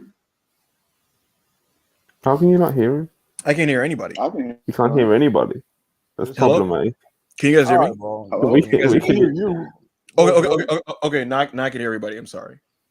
Yo, if Dark Order is gonna beat Death Triangle, that's fine. It's whatever. If Death Triangle's breaking up, it's not fine. Like, don't no. I'm saying if Death Triangle's breaking up, like there's gonna be an angle, it's gonna be Death Triangle Civil War, anything like that, and that's fine, bro. But don't let Dark Order beat these niggas and expect us to ever have to take Death Triangle seriously ever again, because we're not, bro. I'm not. Nobody else will. What if they do it based on the power of Hangman's friendship? That's nasty. Guys, it is not Dark Order versus Death Triangle. Bro, I don't get this. Is it so? If they do it off the power of Hangman's friendship, yeah, you ain't gonna be like. Wait, so Chris has the no, bracket, no. I'm not doing it. I'm not because when me and Hollywood come on these podcasts or in our group chat, we're talking about sad boy law and shit. We just get dunked on by all the AEW fans. You, Chris, you get me. So you're telling me if Dark Order beat Death Triangle through the power of fucking Hangman's friendship, more sad boy law, that wouldn't pop you. That's where you draw the line. All right, but you have to understand the only reason why I like the sad boy lord from the Elite is because when the bell rings, they're those niggas, bro. They're the best in the world at what they fucking do. So that's why I'm like, this is interesting. It's like, why would I care? Why would I care about their character shit if they're just getting beat the fuck up every week and they stunk in ring? I'm not saying Dark Order stinks. They don't stink. I think John Silver's a good worker. Evil Uno is adequate. Reynolds is good. Stu Grayson was probably the best one out of all of them. He's gone though. Who else is fucking left? 10 is fucking garbage, nigga. He stinks. But he's the only one that I outright one of the greatest squash matches in AEW history. Yeah. So. Not too much on my nigga 10. Like 10's the only one. 10's the only one who I think outright stinks. But it's just like, bro, they're not them. And the Elite are them. That's why I was like, yo, this sad boy shit is cool. Because it's like, yo, like they're hoopers, but you know they got problems too, bro. They're people. Yeah, but we've never said that they're not hoopers when those bells ring. Like we know. Like for me, when I'm watching the Elite shit, it's like, can we skip all this shit and get to the ring? But I'm telling you, you man, eat this shit up, bro. You eat this sad boy law shit up. Then you come and you know what, in Hollywood. You know what I will say. Into the void? Yeah, no, Chris, you're mad quiet. Yeah, Chris is mad. You're like, your shit is mad. Like, can you hear me now? Subdued, bro. Yeah. Go ahead, Chris. I was saying, Death Triangle is not facing the Dark Order. I'm crying. Who are they facing? That's not the first bracket. It's Dark Order versus House of Black. House of Black. That's what I meant to say. See, I've been saying Death Triangle the whole time. In my brain, I mean House of Black. I'm sorry. I'm aware that they're facing House of Black. So it's a moot point. That's what I meant to say. I meant to say House of Black. They're not facing United Empire. Okay, so wait, what? You not? It's fucking Osprey and Aussie Open versus Death Triangle. Dumbass. Oh yeah. Okay. Yes, Chris. I'm aware. I just in my brain, like I was calling House of Black Death Triangle. I know they're facing them. But Monty, I gotta swerve you, man. You know what? Since we're on topic, I'm gonna just skip right to the segment first, and we'll go back. We had a segment backstage where Hangman was with the Dark Order, and the Young Bucks came in there like, "Hey, man, you know, I know. Look, it's been a weird time, man, and you know, I wanted to say this to you. You know, back when you won the title in Minnesota last year, we just weren't ready for it. You know, it's been weird. It's been a weird time. That is genuinely how they talk about it as well. You know, that's not even since AEW started, man. You know, we it's just been a weird time. But you know, look, the best time of my career, the best time of my life was when it was me, you, and the Elite, man. And you know, I just want to say I'm sorry, and you know, we need a partner for the Trios tournament. Can it be you? And Hangman was like, that's great, guys, but you know, these guys were here for me, so I'm sorry. And so he sided with the Dark Order. He said he's going to be in their corner. Matt was like Matt was distraught, and then they walked off. And then that's real fucking cinema. I gotta say something. Golden Globe. That's real cinema. You know what the issue is? Wait, Hangman, bro. You know what the issue is, bro? You have no fucking friends, my boy. You have no friends. So you don't understand, bro. You don't understand real tension, nigga. You don't understand real melodrama, bro. You don't understand what people go through when they're successful in this life, bro. Because you have none of that shit, nigga. No friends, no fucking, no tension, nigga. No nothing, bro. No bitches, nigga. No money, nothing, bro. That's false. That's false. You know, in all seriousness, what I was gonna say before Little AO like had a tantrum. You was gonna say that you a hoe? No, definitely not. What I was gonna say is that Monty, I like the segment. I don't know where the AO went, but I actually got really into this. I don't know what happened to AO. Monty, I honestly, like, I was sitting there and like I felt things. Like, oh, bro, it got me. I said I felt things. I was listen. When they said that, like, AEW changed them and they started getting weird. And when they said AEW, like, things just got weird, but how like they wanted to congratulate him when he won the title, but they just couldn't do it at the time, and all that, and how basically like he's just their friend. Look, yes, ultimately, is it still a bunch of men in their 30s talking about being friends? Yes, but something about it was just kind of sweet. I was like, oh, like, damn, man, like, fellow WrestlePurists member Anna DeMarco, she said anti-elite lore, handshake, scaring hoes. And if there's anything Heyman knows how to do is scaring hoes, bro. So keep on going with your anti-elite lore rhetoric, bro. Hey, yo, I just said I like the statement. Me and the bad bitches will enjoy it over here. He turned face. He turned face. I just said, listen, bad bitches, if you're listening, I am pro elite lore.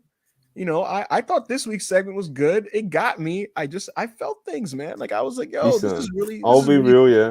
I was even saying in the group chat, like, I was popping throughout it, through like how hilarious it was. It is funny, like just the way Matt Jackson talks. But when you come in on this podcast saying that it made you feel things, it did. Bro, that's funny. It's all funny. I remember the last time we had a friend. I was like, damn. Monty, you gotta stop being miserable, bro.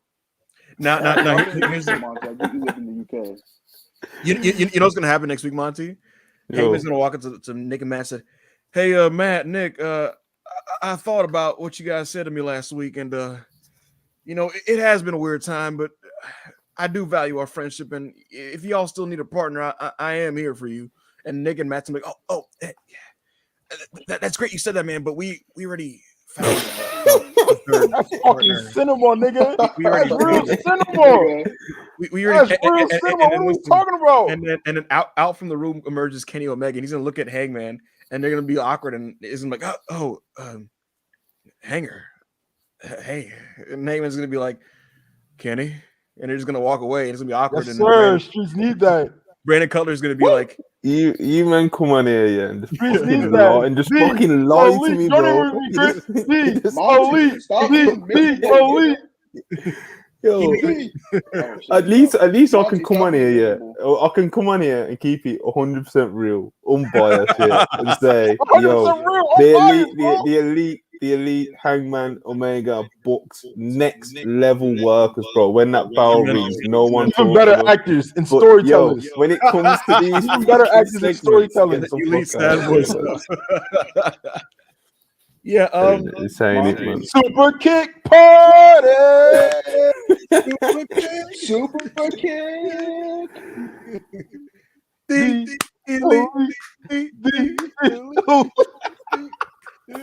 Look at each one, man. Hey, pull that shit up. Pull that shit up, Monty. Yo, come on here. I'm fucking weird. You man, come on here, y'all.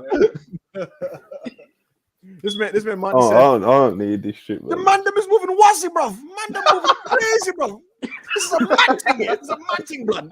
Man them you are, bro. Listen, I don't need this shit. I don't deserve this shit.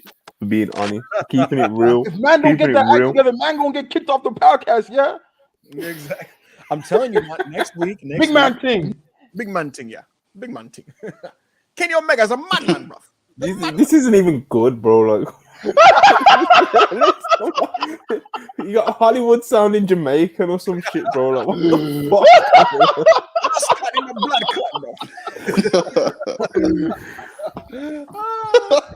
Listen, man. This man. Monty, said not the mad thing. You gotta stop. I get you live in the UK, but you gotta stop being miserable. Learn that. I'm not miserable, bro. I'm not miserable, bro. Honestly, Gargano champion did this shit. You eat that shit up. Oh, he hasn't seen the sun in 6 months. Yo, Chris. No, bro. No. Yo, Chris. When we watch Raw, and this nigga Chop is gonna be looking at Johnny like, "Hey, Johnny, I know I turned on you, and then we became friends, and I turned on you again, and then you turned on me, and then we fought, and then we became friends. But what do you say to a DIY reunion? And Monty's gonna be like, pop art, amazing. Nah, I'm not having this shit, bro. Nah, bro. No, I don't care what company it is. I don't care what wrestler it is. The fact that I'm saying it about Kenny Omega and the Bucks, like, bro, I'll rate these man very highly. I don't give a shit. Not high enough, nigga. I said not enough. Yo, I gotta peel back the curtain, bro. Because the WrestlePurists Galaxy, they don't know what Mont Drone and Hang Drone be doing in the group chat, bro. It's nasty. They just put over everything that's WWE and shit on everything that's AEW. And me and Chris don't stand for it. We refuse to stand for it, bro. These two are drones, and it's nasty. That's false. It is pretty disgusting. Then they come on the podcast and act like they're fucking neutral or whatever. you know what all this starts from, yeah. I think I can speak for both me and Hollywood when we can say, yeah, we both prefer AEW to WWE, but because on tickets for Arthur Ashe, because we're interested to see what Triple H is gonna do with WWE. And he's doing shit that pops us, and he's getting aggressive with the talent acquisitions, etc. And we want to see where this thing goes. We get called drones, fam. It's insane. Monty, I'm sick of it. You know what makes it upsetting? That, go ahead. I mean, Monty and Heyman DM'd me privately and said they hope Triple H buys AEW. So I don't know. I never. Yo, I don't know. I have documents proving that Monty purposely posts pro WWE news, ignores pro AEW news, and posts negative AEW news, and ignores negative WWE news. I have the documents proving it, and I'm about to email it all to the Pentagon tonight, bro. It's over for this nigga Monty. Yo, I'm not gonna lie. First thing I saw when I woke up this morning was Monty posting the quote of Tony Khan saying basically, hey, the Fed TV show's been pretty good lately. Nasty, bro, nasty. The man posted that shit quick. Oh, listen, the top stories on the page are literally Vince McMahon getting outed for $5 million. John Laurinaitis let go. Come on, man. That nigga Monty sold the Vince McMahon $5 million. That's the famous story. The WrestlePurists Galaxy needs to know how big WrestlePurists over here is really controlling the news that they see, bro. That's why wait, guys. So then is Monty just light skinned beans and toast Ryan Satin? Yes. Nasty. Yo, this is a WrestlePurists podcast, though. Monty's gonna come on his it's you niggas as well. Monty's gonna come on his personal page and be like, "Holy freaking flip balls! That Miz AJ match is a barn burner." Monty personally told me that he thought the Miz is the best he owned the business.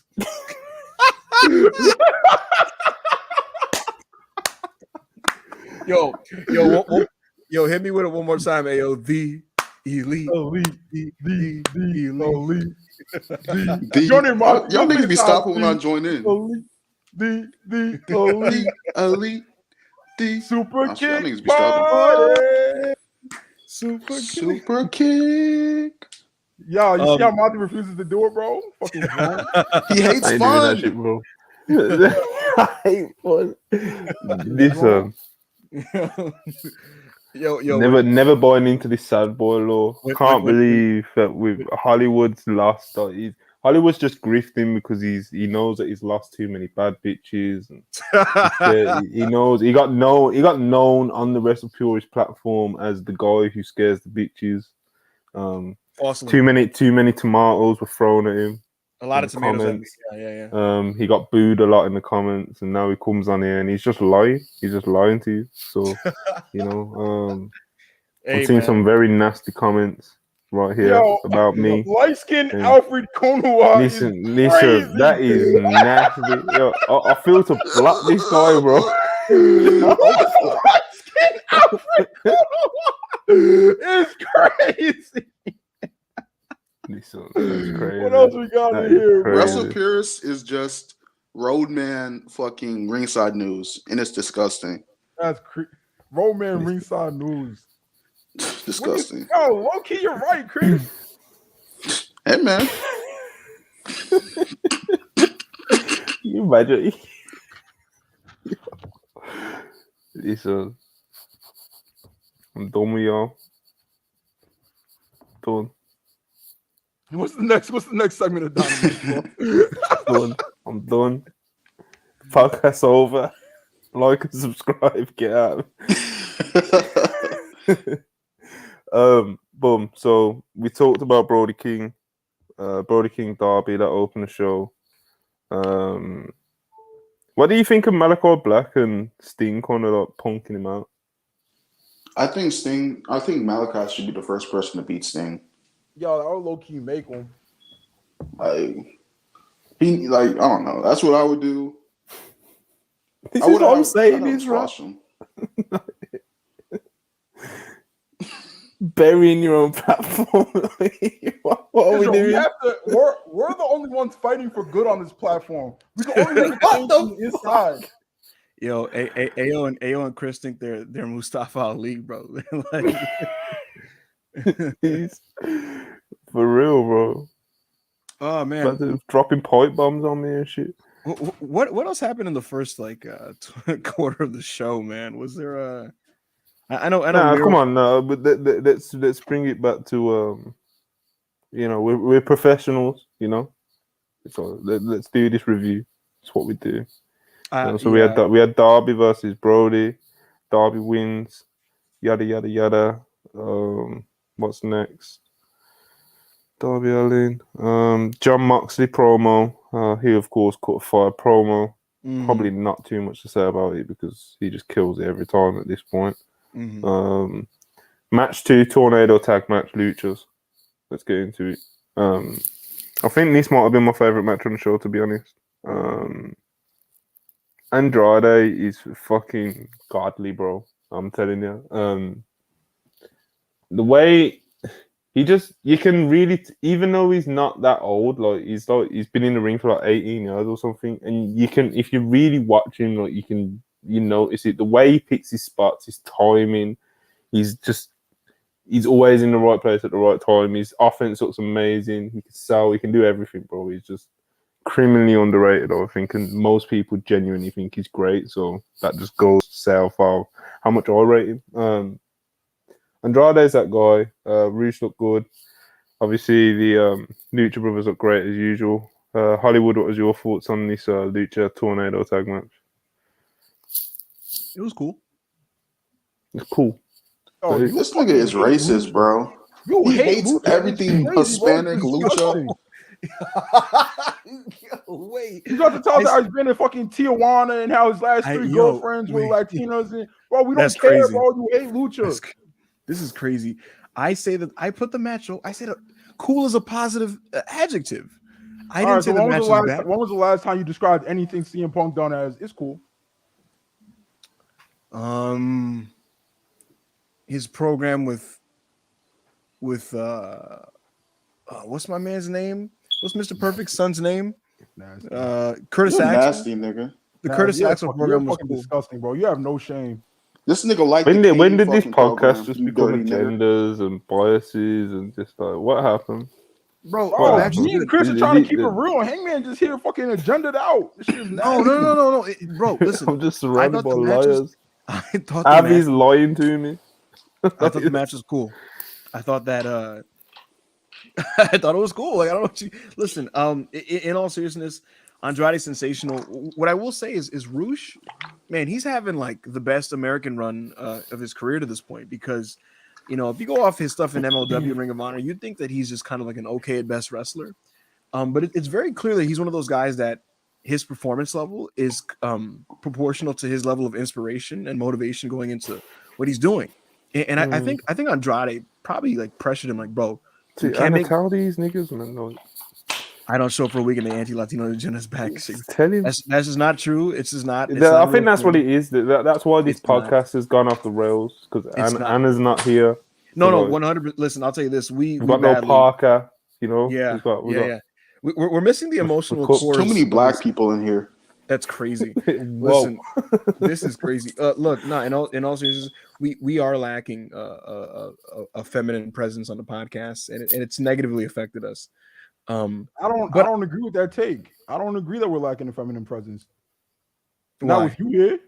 That's crazy. That's crazy. Own that nigga, big bro. That's Own crazy. him, big bro. Live in front of 150 people. Yeah, it's insane. That's crazy. I respect you, big sis. In front of your friends and family. That's a big sis. That's so nasty. Weren't you crying when the Bucks and fucking Hangman hugged or whatever they did backstage? Like, what are we doing? So it's bad to cry. One, no, I wasn't crying. Two, is bad for men to enjoy emotional content. The fuck? See, what WrestlePurists is not going to be is a platform for toxic masculinity. You fucking bigot. We're not supporting that toxic masculine agenda. That's insane. Not and definitely not right after your anti-Latino agenda, bro. That doesn't exist. I love my fellow Latinos, and I support Lucha. I support Lucha Libre. Hello. Anyways, I support Lucha Libre. I thought the match was good. Rush is really inspired in AEW. I think every effort he's had so far has been really good. I'm very happy for him. Hangman is dark-skinned Andrew Tate. I agree with that take. That is crazy. That is crazy. I support every talent in this match. It was good to see the Lucha Brothers wrestle. If there's one thing I would say about this, Monty, I think I'd like this better if it was a regular tag match. I think them doing a tornado match. The thing is, tornado matches work when it's like a plunder match. You know what I mean? But when it's just tornado matches of a tornado match of all four and they're just doing moves, I don't know. Like it was just cool to me. I wasn't as high as everybody else, but I still enjoyed it. And I'm glad it was on the show. I'd like to see these guys work again in a different type of wrestling match. Anyway, that match.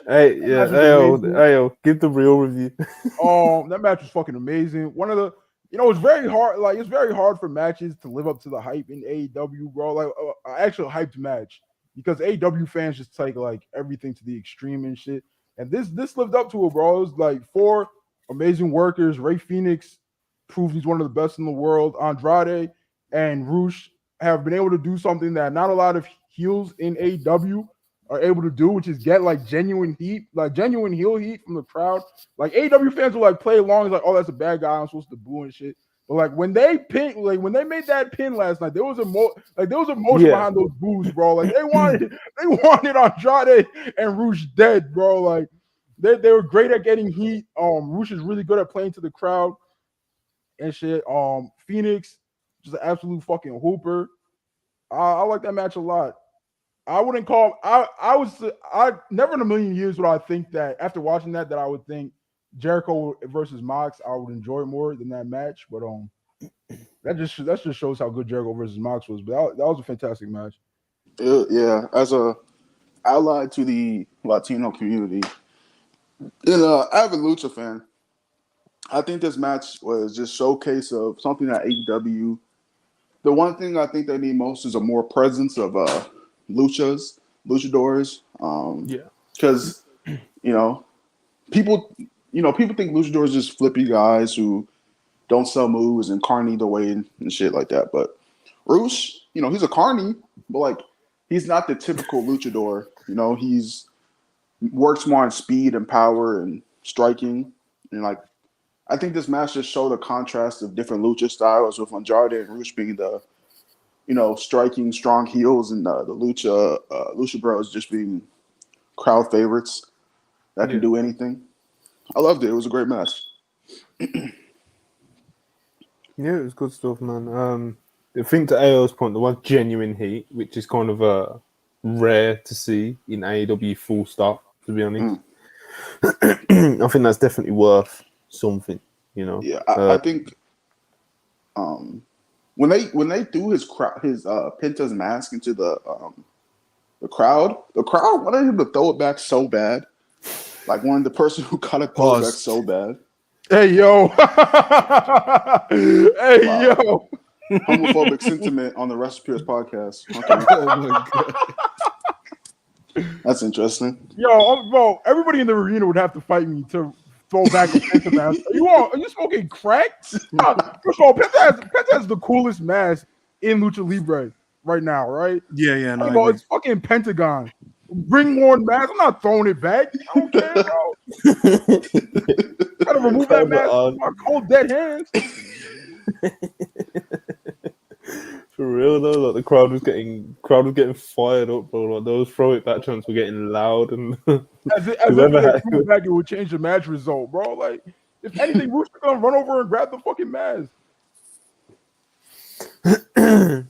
But yeah, good match, good heat. I'm sure we'll get to see these two teams mix it up a few more times, so we'll see what happens. Next up, we had what we go with backstage. This is when we've already spoke about this. This was Sad Boy Law time. Anyone got anything to add about Elite Sad Boy Law? We already talked about this, man. I'll see y'all during Oscar season. What happened? He said he'll see. When AEW wins an Oscar and Golden Globe for best drama series, and they just have a picture of the Elite. I'll see y'all. Let me say this. People complain about the Young Bucks, especially not being good storytellers, even though there's crazy storytellers in the ring. And when they go out of their way to tell a cohesive story that's been going on for 3 years, people are like, it's corny. What are they talking about? And they miss the point of everything. And it's like, dude, it's supposed to be corny. They're fucking white dudes. What are we talking about, bro? And you know, when Kitty comes back next week, the best wrestler of all time comes back next week, it's going to get scary for you niggas, bro. It's going to get scary for you CM Punk merchants, you FTR merchants. My God. FTR has never had a story as touching. They've never had a segment as touching as what happened on Dynamite last night. I don't know about that, man. Don't y'all dare bring up that. Let me not say that. Listen, man. We got a couple candidates on Dax's end. Let's not do that. We do not. No, bro. No. Bro, that's his fight like an 8-year-old girl promo. He's like more 100% more like authentic. Yeah, that was I didn't catch that promo. I must have fell asleep when FTR's music hit, nigga. they absolutely you know, that was a real life situation. What does AO is too large to be thrown back? Oh my God. Yo, what is going? He said, "What does Cash do? What does Cash do as a wrestler? What does Cash do? Oh my God. We're not doing this. Anyway, next up, Luchasaurus versus Anthony Henry. There's nothing to talk about here. Go to the next segment. I've seen someone say AEW should treat Anthony Henry better. Indie jobber Anthony Henry. That's that person's opinion that they are entitled to, whether you disagree or not. Not in my country, nigga. What's the next? I'm gonna read a tweet. I'm gonna read a tweet by somebody that I respect. That's somebody that I respect. You know, just a genius in this wrestling media space. No, boy. Just a highly respected figure in this space in general. He said, "High level lucha libre is greater than sign FTR bald and his sidekick doing Bret Hart cosplay for his daddy Cornette's approval." And you know what? I have to agree with that take, bro. Anyway, I think that FTR are a great tag team. What's the next segment, Monty? Aaron Solo versus Ricky Starks. Aaron Solo versus Ricky Starks. Ricky Starks beat Aaron Solo. There's nothing to talk about here either. Listen, bro. Like, what are we going to talk about here? Listen, Ricky. There's nothing to talk about. Ricky looked good. The finish was really, really nice. He ran away from the factory, which is running away from the factory was nasty. I'm not saying he's got to beat them all up and shit. Yeah, running away dirty. Something else out. Running away from the factory is crazy. We cut to Will Hobbs breaking a TV over this. Real nigga. Oh, it's just kind of weird. Bro, yo, AEW fans, right? They're supposed to be the quote unquote smarter fans, right? They're not. They're fucking idiots, bro. I see niggas complaining, why is Ricky Starks feuding with the factory? He's not feuding with the fucking factory. He's feuding with Will Hobbs, bro. He's beating these fucking jobbers on the way to wrestle Will Hobbs. You can't have Ricky Starks beat Hooper after Hooper after Hooper. It takes away from the match with Will. Whether Hobbs wins or loses that match, I don't know where they're gonna go with that. But if he beats Hooper after Hooper after Hooper and then beats Hobbs, then who the fuck cares if he beats Hobbs? He just beat all these established people. If he beats Hooper after Hooper after Hooper and then loses to Hobbs, what does it say about those Hoopers? Like, just understand storytelling, bro. He's beating these stooges up right now. He's gonna get to Hobbs eventually. All right, it's not that complicated. You fucking idiots. Next segment. Jay Cargill versus Madison Rain TBS Championship. This was a match. I liked it. I mean, Jade continues to show promise. Madison Rain, she showed that she was a very competent TV wrestler for a very long time. You know, people. Well, I think she was fine. I thought the match was like decent. I didn't think there was a couple mishaps. But... I mean, I enjoy women's actually, let me get this up as well. This was, you know me, always praising the AEW women's division whenever I can. Never seen a few times that I can. But to the credit, this match was at the top of the hour. Jay Cargill opening up the hour. We love to see it. But yeah, man, the match was. Just say you hate black women. I don't know. Wow. Oh my god! Listen, Jade looked better. Obviously, Jade looked better as a wrestler than Madison, which is something considering Jade's experience level, etc., and Madison. So, I don't know, man. It was. How regularly has Madison Rain been wrestling? She was Knockouts champ. She was the last Knockouts champ before the Crown champs, I think. No, they're tag champs. Tag champs. Yeah, tag champs. Yeah. There we go. Yeah. Oh, okay. Tag champs. Yeah. So she's been an active competitor this entire time. Because I don't know, I stopped watching TNA early 2010s. I don't know what was going on. I don't watch Dixieland, so I wouldn't know. Dixieland. Right, so Madison Rain's last match. Just one second, let me get over the cage match. Yeah, 16th of June. Oh, okay, so July. I didn't want to see July. Jade definitely looked like better wrestling. Oh wow, Mia just got there recently. Oh, she's wrestled. This is the thing, bro. She wrestled for the Impact Knockouts title, twice. Then she wrestled Slamovich in a singles match. Then Mia Yim in a singles match, and now she's with AEW. So it's not like she hasn't been in there with, competent people, because she has been. So I don't know what happened, but I don't know what it was. I didn't think this match was good, and I don't think this was on Jade, to be honest. Not to say that it wasn't like a catastrophe or anything. It just wasn't good, The two most important things happened during the match. Jade herself looked good, and the crowd was engaged. So, they cared. Yeah, the top of the hour. That's all you need. That's all you need in the Jade Cargill match. Jade looks good. Crowd is engaged. I don't really care if Madison Rain looks good or not. Her primary focus is as a coach and shit. Yeah. The big post-match thing was Athena came in and kind of had a physical interaction with Jade.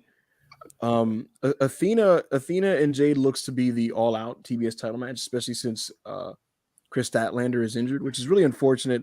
I speak for everybody in WrestlePurists in saying that we wish Chris Statlander, a healthy recovery. It's really, really disappointing that she's hurt. Honestly, I thought she was kind of really turning the corner and taking it to a new level. And I was enjoying her and Athena on screen. Big fan of Statlander. Yeah, I like Chris. So it looks like we're gonna just pivot now to Jade. I mean, to Athena, who was gonna get her shot at some point during all this anyway. So it's gonna be her and Jade at All Out. That should be pretty good. I'm down for that. So that's really the key takeaway there. What's up? How much do you think the Chris Statlander, because it looks like it's going to be a long-term injury. Apparently the fear is that she may require surgery. It's her knee again, but it's the different knee, which is that's brutal. I don't know if that's good news or bad news, but it's not the same knee, It's a weird one. Hopefully she doesn't need to be out too long, I know they said the fear is that she may require surgery. Hopefully she doesn't. But a lot of people were circling her to be the one to beat Jade, man, before Jade goes on to bigger things, etc. So it's like, what do you do now with Jade? Because, you could have her lose to Athena, I guess. But I've said for a minute now, I wouldn't do that. I've said for a minute now, like, I would personally probably have Jade going for the world title at this point because just why not? I genuinely haven't heard one good reason for why not. Like, there is no good reason why Jade just be world champ. But if anything, shit, make it Jade 2 belts, bro. Fuck it. There's always gonna be one women's match and show at a time. Have Britt Baker have her stories or whatever away from the belt.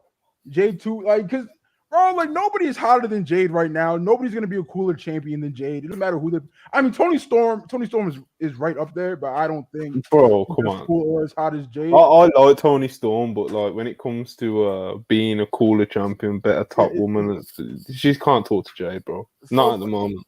It's like a Nakamura Intercontinental Champion situation and shit.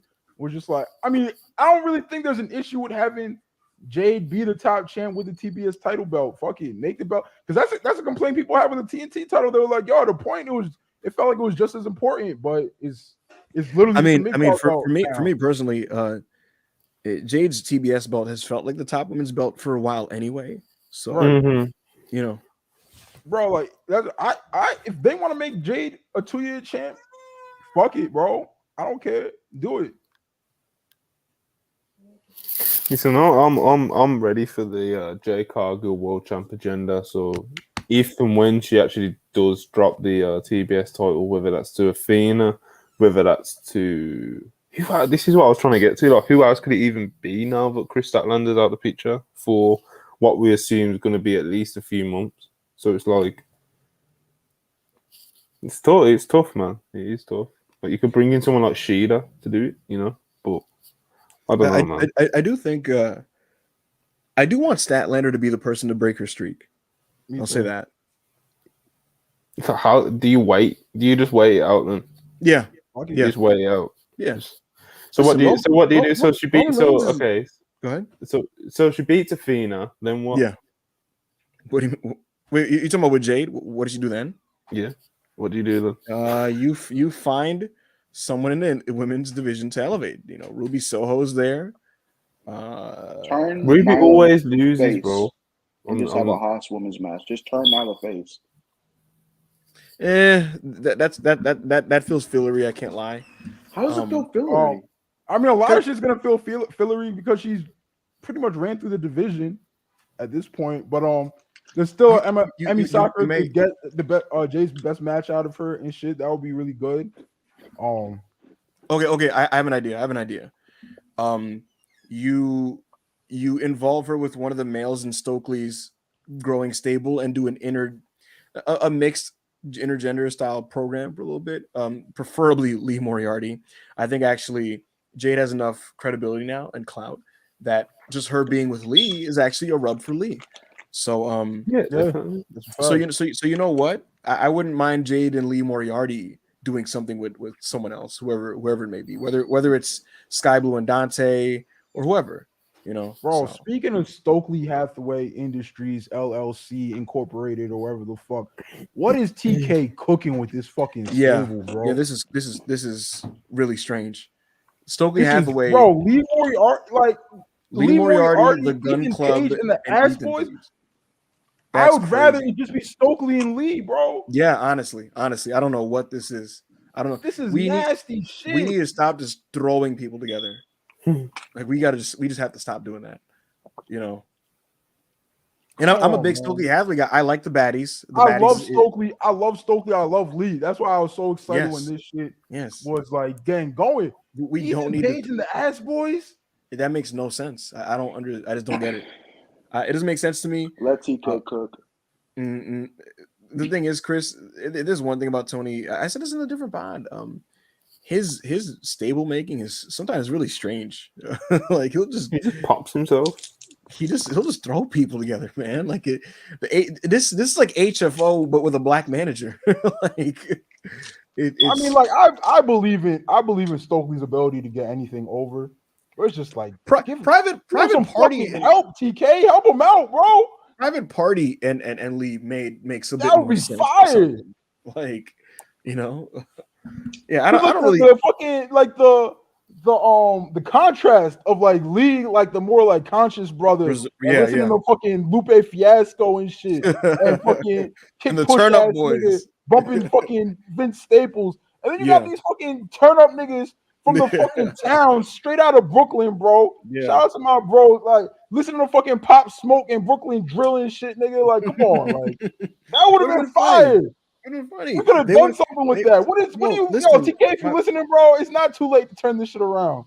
Yeah, it's yeah. Not too late. And honestly, you know, Mark Quinn and Isaiah Cassidy asking Stokely what a baddie's at. Like you could get a lot of funny stuff out of that. That's a fact. You know, yeah, I don't totally get the whole the Gun Clubs they're already with, you know, Billy Gunn. I don't really get it. I just don't understand it.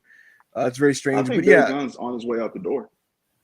Maybe Triple H told him, bro, you want to be creative, and he's bro, like, let's be real. That's probably not too far from being pretty realistic. Yeah. Billy Triple H might have said, bro, listen, bro, it's been 3 years with the piss ants, bro. Come on, you know. and Billy said, God damn, I've been waiting for 3 years. Like, I don't know when you're gonna call me. And then he's like, all right, well, you can call you now, nigga. So.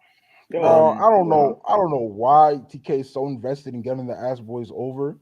But like he's really industry planning the shit out of these two, bro. Yeah, one of them is on like a reality TV show or something like that. Maybe that has something to do with it. Which is like, bro, like you had him work that angle with FTR. No one watches that reality show. Yeah, I don't even know the name. I don't know anybody who watches that shit. I like Austin Gunn. That's the thing. Like Same. But if you like him as a talent, bro, it's not a good act. And it was a good act with the Acclaimed and shit. It was, but them by themselves are not a good fucking act, bro. Like they were best served as Cody Dick Riders who ran in to help with a fucking brawl and shit. That's funny. Yeah, I don't know. The next big thing, what was the next big thing on the show, Monty? I'm not forgetting. Bro. Really? Okay, so then before I get to it, I was going to say that the show started explosively and ended explosively. The middle was kind of middling. You know, like not. Oh, bro. For real, nigga. Nah, bro, we just skipped over like half of it. So it's all you can't. You know. Did we forget to address something or? No. We'd bring something up and we'd be like, oh yeah, this wasn't really anything to talk about. Then now that we've got here, you can't dismiss Hollywood saying that the middle was a beat. What did we glaze over? Okay, no. Me and Chris really liked the Lucha match. It was in the middle. We really liked Sad Boy Hours. Can Backup Hangman explain himself? There was a stretch of the show where fucking verbal essay. Bro, we went from like there was just a period where like I'm watching TV and like we went from like the Ass Boys to like Harland and like and like Danhausen and in a backstage bit with Tony Storm and Thunder Rosa that was just really awkward. Where like Tony's like, well, you know, sucks what happened to Chris. I'm gonna be going for your belt, and Tony's and Rosa's is like, well, I don't know what to tell you, but you know, you're gonna have to earn it. Whatever the hell she said. It was just like a lot of like awkward TV and like low level talents, I guess, back to back, like in terms of like the Trust Busters or whatever. What are they called? The Trust Busters, the Dude Busters. What's their name? I like the Trust Busters. Yo, it's that's nasty. Soon we're gonna have an honest conversation about Parker Boudreaux. Parker Boudreaux. Not yet, but yeah, I'm ready to have that conversation now, bro. Like, get that fucking guy out. How is that guy on my TV? Wait, let them have the TV match first before we address it. I've seen him on TV, bro. I've seen him on TV. Monty, maybe he has some shit in his bag that he didn't put on dark because he was like, yo, TV debut. I'm gonna really pull that shit out my fucking Probably bag. not. Maybe Probably not. I don't think so. I don't think this is gonna happen. But let's just give him that opportunity. This nigga, bro. Oh my god. Yeah, it's crazy. That's what I'm saying. See, to me, like the reason why I think the middle is middling was because like it was so jarringly different in terms of energy and everything from like the way the show started and ended. Like the show turned for like 25 minutes. The show turned into Rampage. But look, I'm just pointing it out. It's not the end of the world. I still thought Dynamite ended up being like sensational because of what Book ended. But I was just tossing it out there. The main event got a lot of time. They gave him like about they had the remaining like they had the remaining 30 minutes of TV. Show when the only thing left was entrances in the main event. Yep. Mm-hmm. What did you guys think of the main event? Nah, fuck that, bro. I'm back on Parker Boudreaux's ass, bro. This nigga Parker Boudreaux, all he does is bark and flex. This nigga has no fucking muscles. You have no muscles, bro. You were in better shape when you were playing college ball. And niggas would be like, oh, who's this motherfucker to talk about somebody else's body? A swole ass nigga, bro. Niggas know what I look like, bro. I'm swole as shit. This nigga Parker look like shit. Stop flexing on my television screen. You see Parker last night as well, bro. He was doing that shit that he done when he was Harlan. So like, yeah, it was. Someone said something. He'll do a Bill. He'll fucking start barking and flexing and shit. He'll throw someone in the corner of the ring, fucking forearm them, whatever. Start barking and flexing. He's a fucking barking flex merchant, bro. This shit is awful. Get that shit out of here, man. Like, this shit is not fun to watch. You know what it reminds you of? In the early weeks of Braun Breaker's NXT 2.0 run, just let him cook. Listen, in the early weeks of Braun Breaker's run on NXT 2.0, Monty, when Braun was still clearly super green, he did what a lot of green talents do. See, when you're green and you don't know what to do in between moves, you just like Tony trying to industry plant the Trust Busters is nasty behavior. It is. I was gonna say, Monty. See, when young wrestlers don't know what to do in between moves, they just kind of like pump their fists and do things in between, like gesturing or whatever. Like Braun Breaker, he'll do a shoulder tackle and be like, "Whoa!" It's like, all right, bro, And with this guy Boudreaux, he'll just put you in the corner and do an elbow and just be like, and like flex his muscles like AO says, and it's funny. Garbage. Bro, I wanted Parker Boudreaux to be good so bad because I was gonna industry plant tweets. I was gonna be like, "Hey, the fact that this guy is a fucking superstar in the making."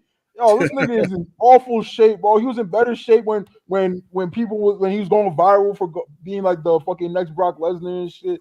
Like, I remember any better in ring. Like, it's not good, bro. Come on. It's still very early in his career, but what I will say, Monty, is it was shocking how much how still similar he is to Harland when I saw him in the backstage segment. You know what I mean? Come on.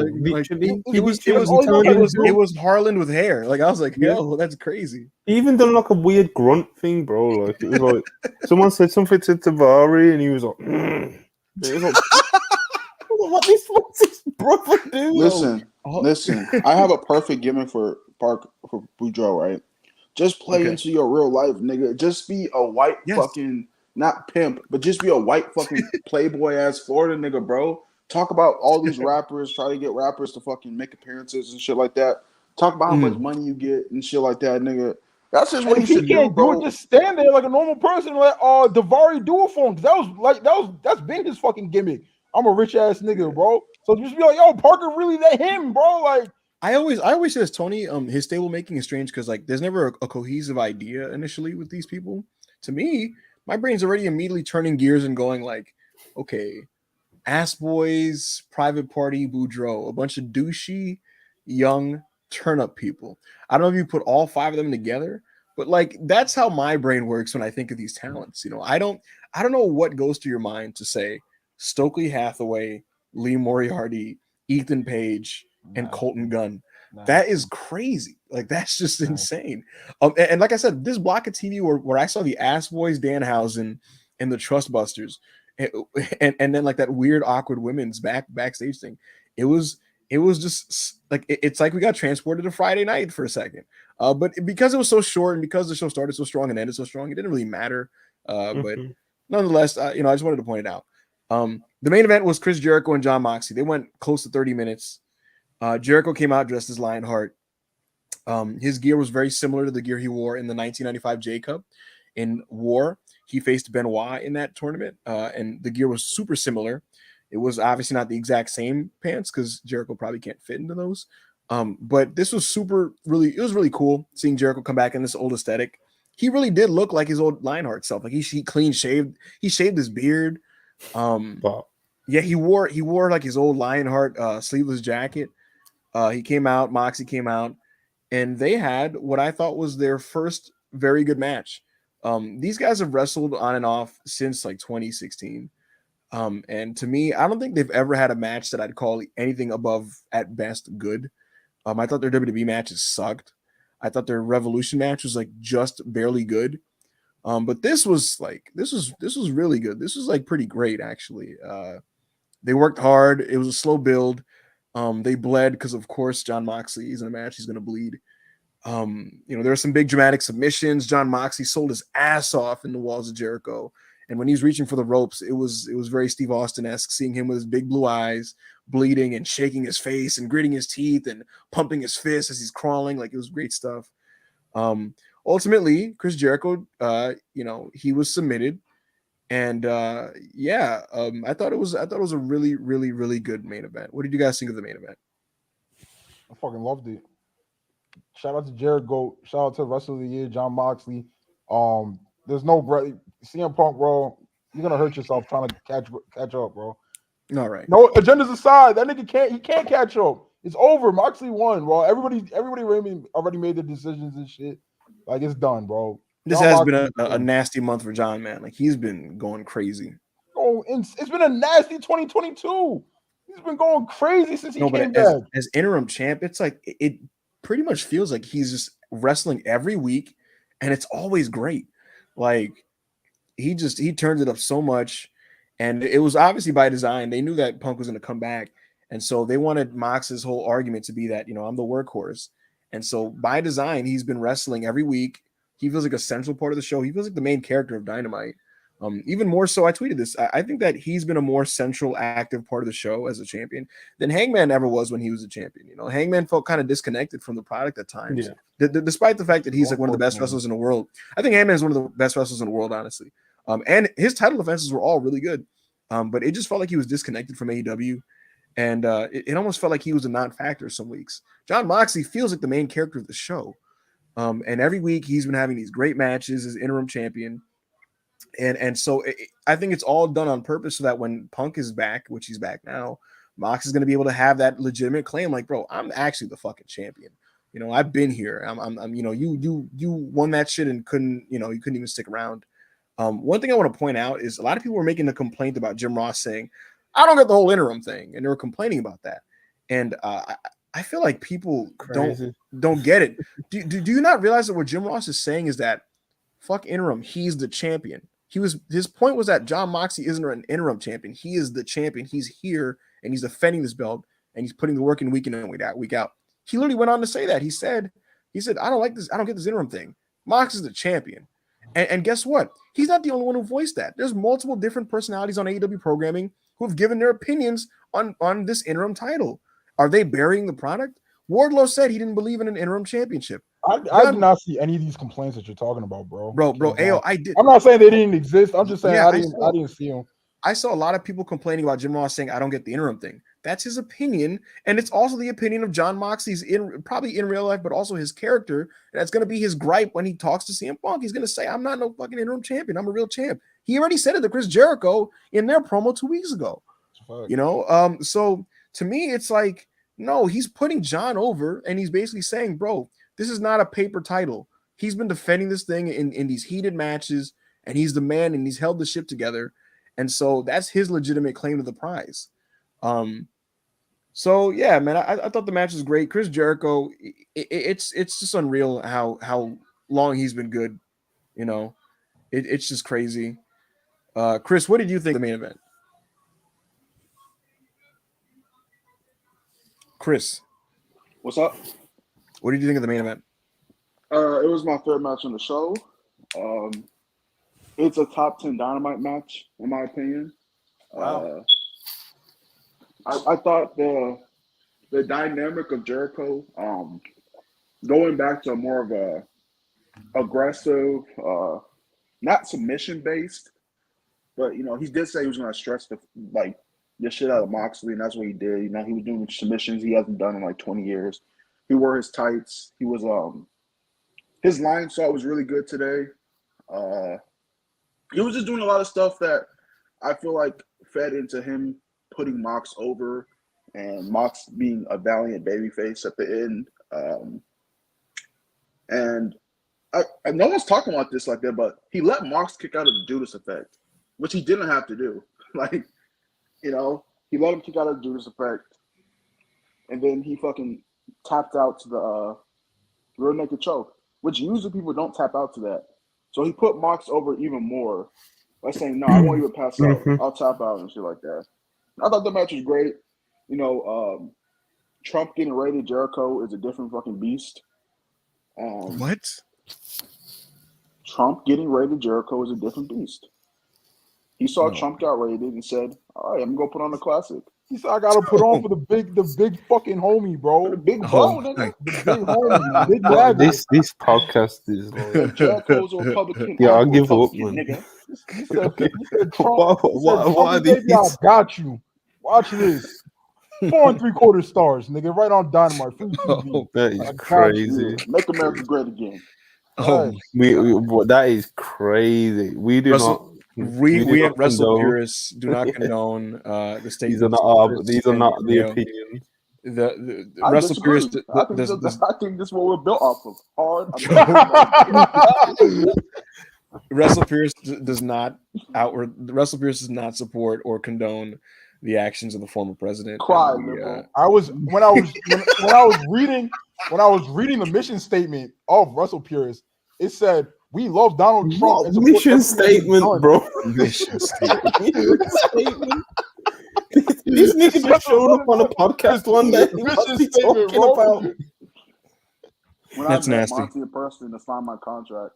Man, and sing the Pledge of Allegiance. So we're proud over here. Yeah, I remember we scouted Chris and Rob through Twitter Spaces. This big AO guy, I'm telling you, bro, he just shown up on a podcast one day. I didn't know what to do. Yeah, it's insane. But yeah, man, the match is great.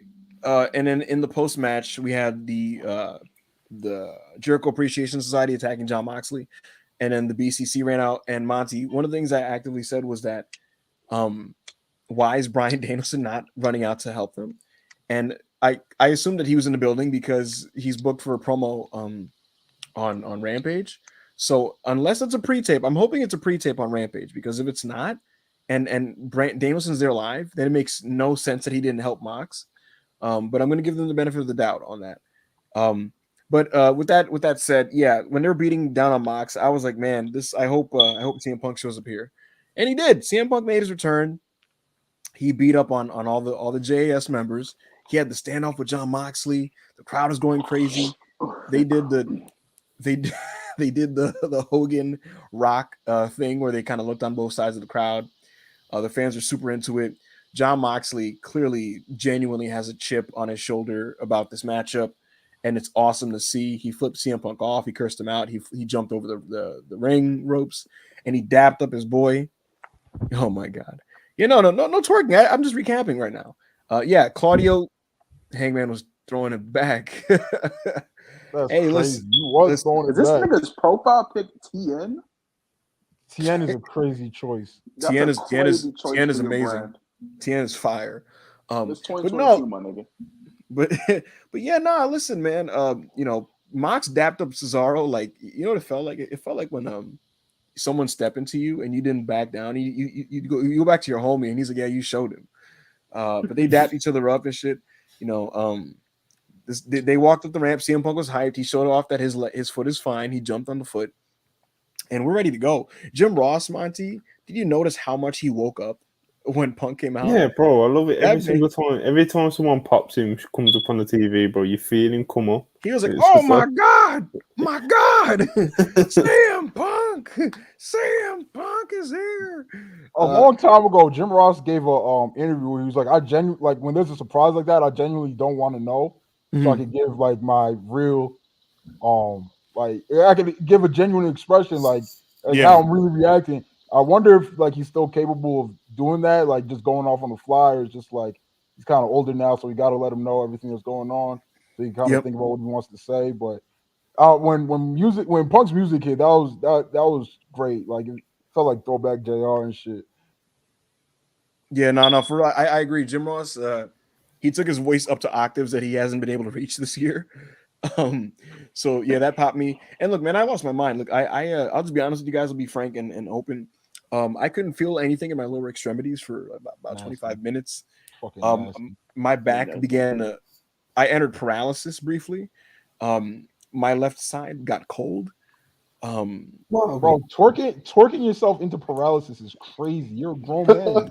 I listen, man. CM Punk is a once in a generation wrestler, and so I'm really excited that he's back. Pro wrestling is back. Cody Rhodes, it's your move.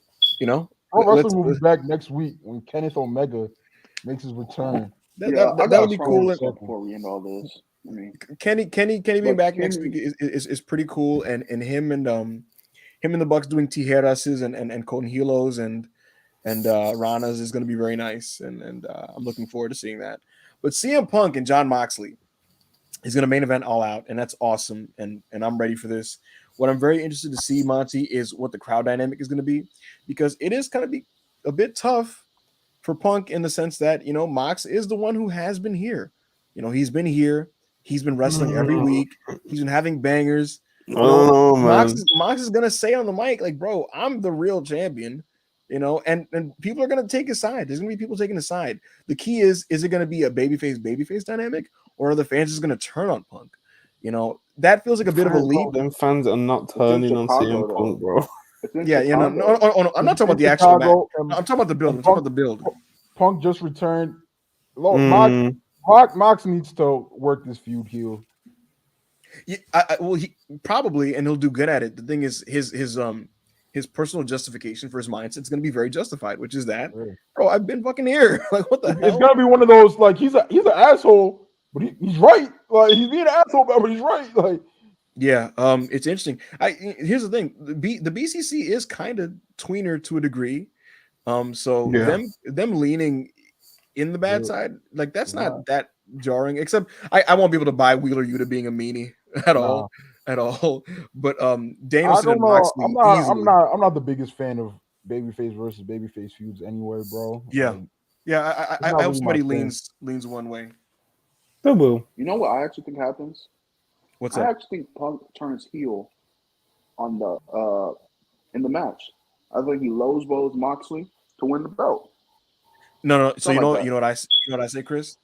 So if it was up to me, I wouldn't turn him heel there. I'd turn him heel at Arthur Ashe against Eddie Kingston if they ever had a match. That's what I would do. I'll be fine. Y'all gotta let that match go, bro. No, I'm not letting. No, Chris, it's gonna happen. Are you dumb? It's 100% gonna happen. Why do you think they keep? It's not happening. Okay, maybe it's not happening Arthur Ashe, but it's 100% gonna happen again. It's gonna be Omega versus. It's definitely gonna be Omega versus Punk out. I think it is because Arthur Ashe is like not even halfway filled yet. Yeah, I was gonna say they got to sell that out, and it doesn't get more box office and more big money right now than CM Punk and Kenny Omega. Which, hey man, that's a testament to Kenny Omega. 2 straight years where his match is the big match of Arthur Ashe. You know, so that best bout machine shit is. When you're the best wrestler alive, this shit just falls into place like that. He's the best fucking bout machine. The fuck are you talking about?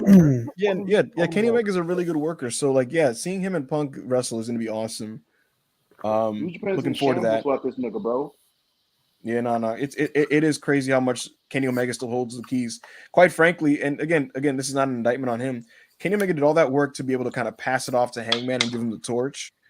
And we've seen this in historically and sometimes in the business, but he gave Hangman the torch, and it almost feels like Daddy has to come back and hold it back for another couple of years. You know what I mean? It feels like Hangman still has some more growing to do. So here's the thing. It's weird because I don't agree with Hangman having more growing to do. He wasn't given the opportunity to have the show be about Hangman. Like every time he was given the ball, he hit a fucking. Every time he was going to pitch, he hit a home run, bro. You know, Hangman never bombed in the segment. He never bombed in the match. Every time he's given an opportunity, he fucking killed it. So here's my thing: as a performer, he does everything asked of him as good as he possibly can. And so that's why this is kind of a weird conversation, because he's not like for example, for me, Jungle Boy as a performer has more to advance in, like his from a skill standpoint. But like the same with the Dante Martin. Hangman Page is like a tremendous, damn near perfect professional worker, and he's super over, and he has great presence, and he is him when it comes to that. But with that said, he's not the name that Kenny Omega is, or CM Punk, or Jon Moxley. He don't have that aura yet. He doesn't have that aura. And what's it going to take for him to get that? Is it just going to take just being at a main event level for a couple more years? Perhaps. But ultimately, Kenny Omega being back feels like a huge deal. And, it makes sense for him and Punk to be the headline of Arthur Ashe. So I'm going to be there live. So it's going to be exciting. Do you guys have any additional thoughts before we kind of wrap this up? No, I'm good. Chris Jericho busted himself open hard way. So, that's always... What's up, Chris? Let me put some good headphones in. Okay. Do you think Punk versus Omega sells at Arthur Ashe, right? Of course it does. It'll they're at, like, last I checked, they're at like around 8,000.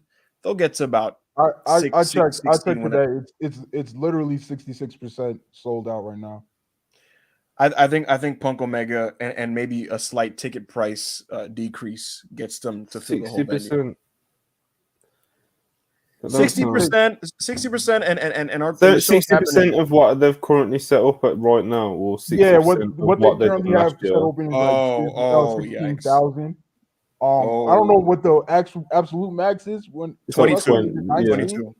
It's 22. 22 is the max for wrestling. Yeah. Last year they got to 22. Wow. Okay. Okay. So right now they're about like 50% then, because what I saw was they were at like 11. I think that was either this morning or yesterday morning.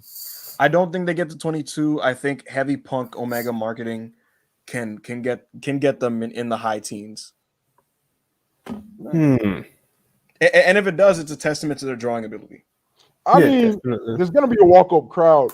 Yeah, people was walking up last year. Yeah, that shit was what's it called?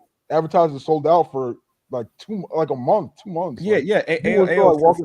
For weeks, we were told the numbers like 17, 18K, and then when the show was said and done, like it was like complete capacity, basically, full. So, yeah, we'll see. There's a lot more ground to cover this year. But they have to just go heavy on the Punk Omega. I think the minute the All Out is over. If that's the direction. You want to get something off, Chris? Yeah, go ahead, Chris. Yeah, I just want to, before we end, I want to have a general statement for. Can y'all hear me? Y'all can hear me, right? Yeah, we can hear you. I just want to have a statement for all wrestling enjoyers. Whether you're an AEW fan, WWE fan, New Japan fan, Stardom fan, hell, even if you're an Impact fan, this is a great time for wrestling. We all should just enjoy all wrestling. Triple H and Tony Khan are going crazy against each other.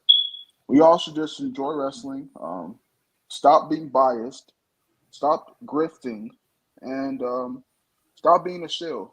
And with that being said, Tony Khan in 6, nigga, the best wrestler of all time, is returning next week. Y'all niggas can have Dexter Lumis and Karrion Kross and Jonah Hill and fucking all them niggas. Y'all need kick out at 3-2 Gargano. Give me CM Punk, nigga. Give me Kenny Omega. Give me MJF. Fuck that nigga, by the way.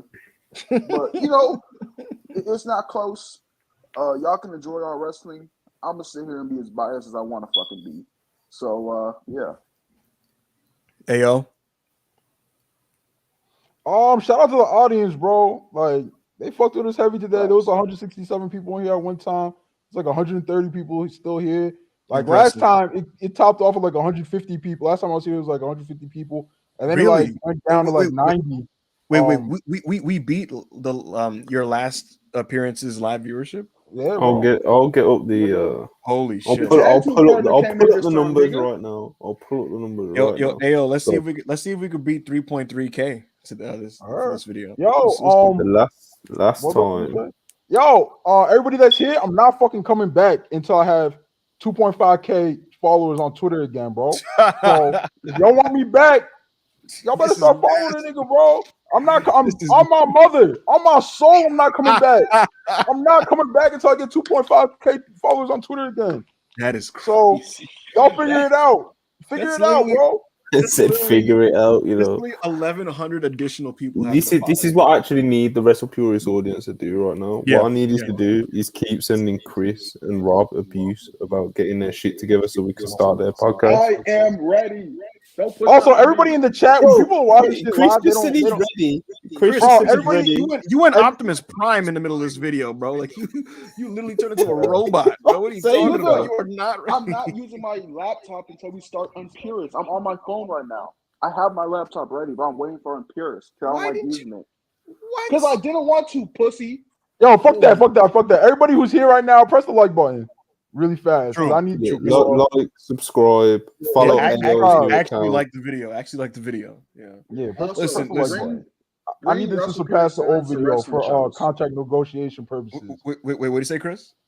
Bring WrestlePurists signs to wrestling shows. Yo, honestly, hell yeah, man. I see all kinds of. It's got things with what culture or some shit. No, yo, Monty. Honestly, I see all kinds of nut shit at these shows when it comes to these signs, bro. I see someone brought a Von Wagner sign with Dynamite. Like we're just talking about anything in these signs. So listen, man. If you want to go to a Dynamite and rep us, man, feel free to do it. We should create a reward system, Monty. If people do something like that, if they rep WrestlePurists, they'll get whatever it is. I want to see you. I want to see you front row at Arthur Ashe. Oh my god! Front row. We need to have Blackpool Combat Club jumpsuits with the WrestlePurists logo. Oh my god! Listen, guys, I appreciate the support, man. You guys are so great. So many people watching this shit live to see me. I didn't really get to fight AO too much this week, which is unfortunate. I still crave his blood. What? Y'all let that. Y'all let that slide. Y'all let that slide. When Mox be saying in a promo, we got some signs coming. You got some signs. I'm gonna bring an AO side, a Twitter side. That's disgusting. Real nigga. No, it's not disgusting. It's a real nigga. I'll take a sign. Bring a sign with a piece of bread. I'll bring a WrestlePurists sign to Clash. Yo, Jamie, please. Yeah, man. Listen. Don't go to WWE shows. Clash of the Castle is gonna have like 70,000 people there. We're just gonna no sell that. Yeah. Okay. It's 800K though. First show in the UK. Everybody knows that one that one UK citizen only it takes like where's this going? Only equivalent to 1/10 of an American. So Clash really only did 7K, bro. Oh my god. Oh my god. Listen, you guys are so supportive, and I appreciate all of you. Everybody who's a part of the podcast, obviously, I appreciate the second version of AO coming today. Chris, it was good to have you back, Monty, as always. Not coming back until I get 2,500 followers. Monty, appreciate you for always keeping the ball rolling. Shout out to everybody who was in the chat today. I got an echo. But shout out to everybody who's in the chat today. Shout out to our contributors. Special shout outs to Isra. Isra, we appreciate you. We can't wait to have you on the podcast again. Thank you for supporting and watching the stream. We love you. We appreciate you. Same goes for Rob. Yeah, same goes for Anna. Anna, you're awesome. We can't wait to have you back again. It's because of you that this went off the rails like maybe 17 times today. But we love and appreciate you and your support and your contributions. Shout out to my nigga Rob. He's gonna be back next week. I will not be here. Let me tell the streets what I got. Yo, like, okay, I gotta wake up at 5:15 a.m. and get my workout in before work just to entertain y'all. So I hope the streets appreciate what I do. And I'm sick as fuck. This is flu game AO doing this shit. Just dropping 100 points on Heyman's bitch ass head, nigga. You think this shit is easy? Because I'm me, nigga. I'm different. I'm fucking him, nigga. But for y'all just die, just drop dead trying to do this shit. That's crazy. Yeah, listen, AO did what he had to do. You guys are the best. There's an echo again. But I'm going to. I do not be hearing these echoes, bro. Testing. Because it's you. It's you. I don't know. Yeah, I don't know, man. I don't know. But look, guys, listen, man. You know where to find me. Follow me at Backup Hangman. I probably need headphones. Tonight, guys, I'm going to be bringing back the Backup Hangman side. I have not hosted a Twitter space All right, Chris. That's why you're not going to be a fucking what's it called? An admin? What do we call those things? Co-host. Listen, tonight we're doing the backup Hangman side. I have not hosted a Twitter space in what feels like maybe 2 months, but I'm going to bring it back tonight. Should be fun. Hopefully, bad bitches join. And feel free to swing by and we'll talk about shit. But yeah, man, like, comment, subscribe. Appreciate you guys. Yeah, man. Like, comment, subscribe. WrestlePurists.com. At WrestlePurists on Twitter. We're currently looking for contributors, so if you ever have any spare time and want to help us out with news writing or any of that shit, if you want to write a feature, reach out to us on DMs. Follow AO, get his new account up to 2,500 people because we need our top stars. Listen to Hangman Space. Follow at Chris or Brett on Twitter. Follow me at Montel WP. And most importantly, please subscribe, like, comment, all that good stuff, and we'll be back. What are we doing for 1K? What are we doing for 1K? Subscribers? We should have we gotta get there first. Yeah, we gotta get there first. So I think we just went past 900, so we're probably on like 910 or something like that now. So I've been saying for like the past week. When WrestlePurists gets to 1K, Hollywood Hangman Adam Pearce is gonna hold a raffle. And he's gonna fly out the winner of the raffle and take them out on a date, man or woman. He's gonna show y'all a good time. Oh, me? He's gonna fly y'all out. He's gonna put y'all up in a nice hotel. You win a day with backup Hangman. Listen, I'll tell you guys. I'm not saying he's gonna put out, but what I am saying is he's not necessarily against the idea. You feel me? That's crazy. No, listen, I'm not a whore, and I need to be wined and dined before I, That's crazy. That's crazy. Listen, I am a gentleman. Oh, that's a good one. What's up? For 1K, Hangman should turn his camera on. What are we at right now? 910. Shit. Shit. For 2K. We're 913. That's unfortunate. Maybe I'll consider that. Look, man, win a date with backup Hangman. I'll show you guys a good time. I'm a gentleman. So it'll be fun. I smell good. I pay for everything.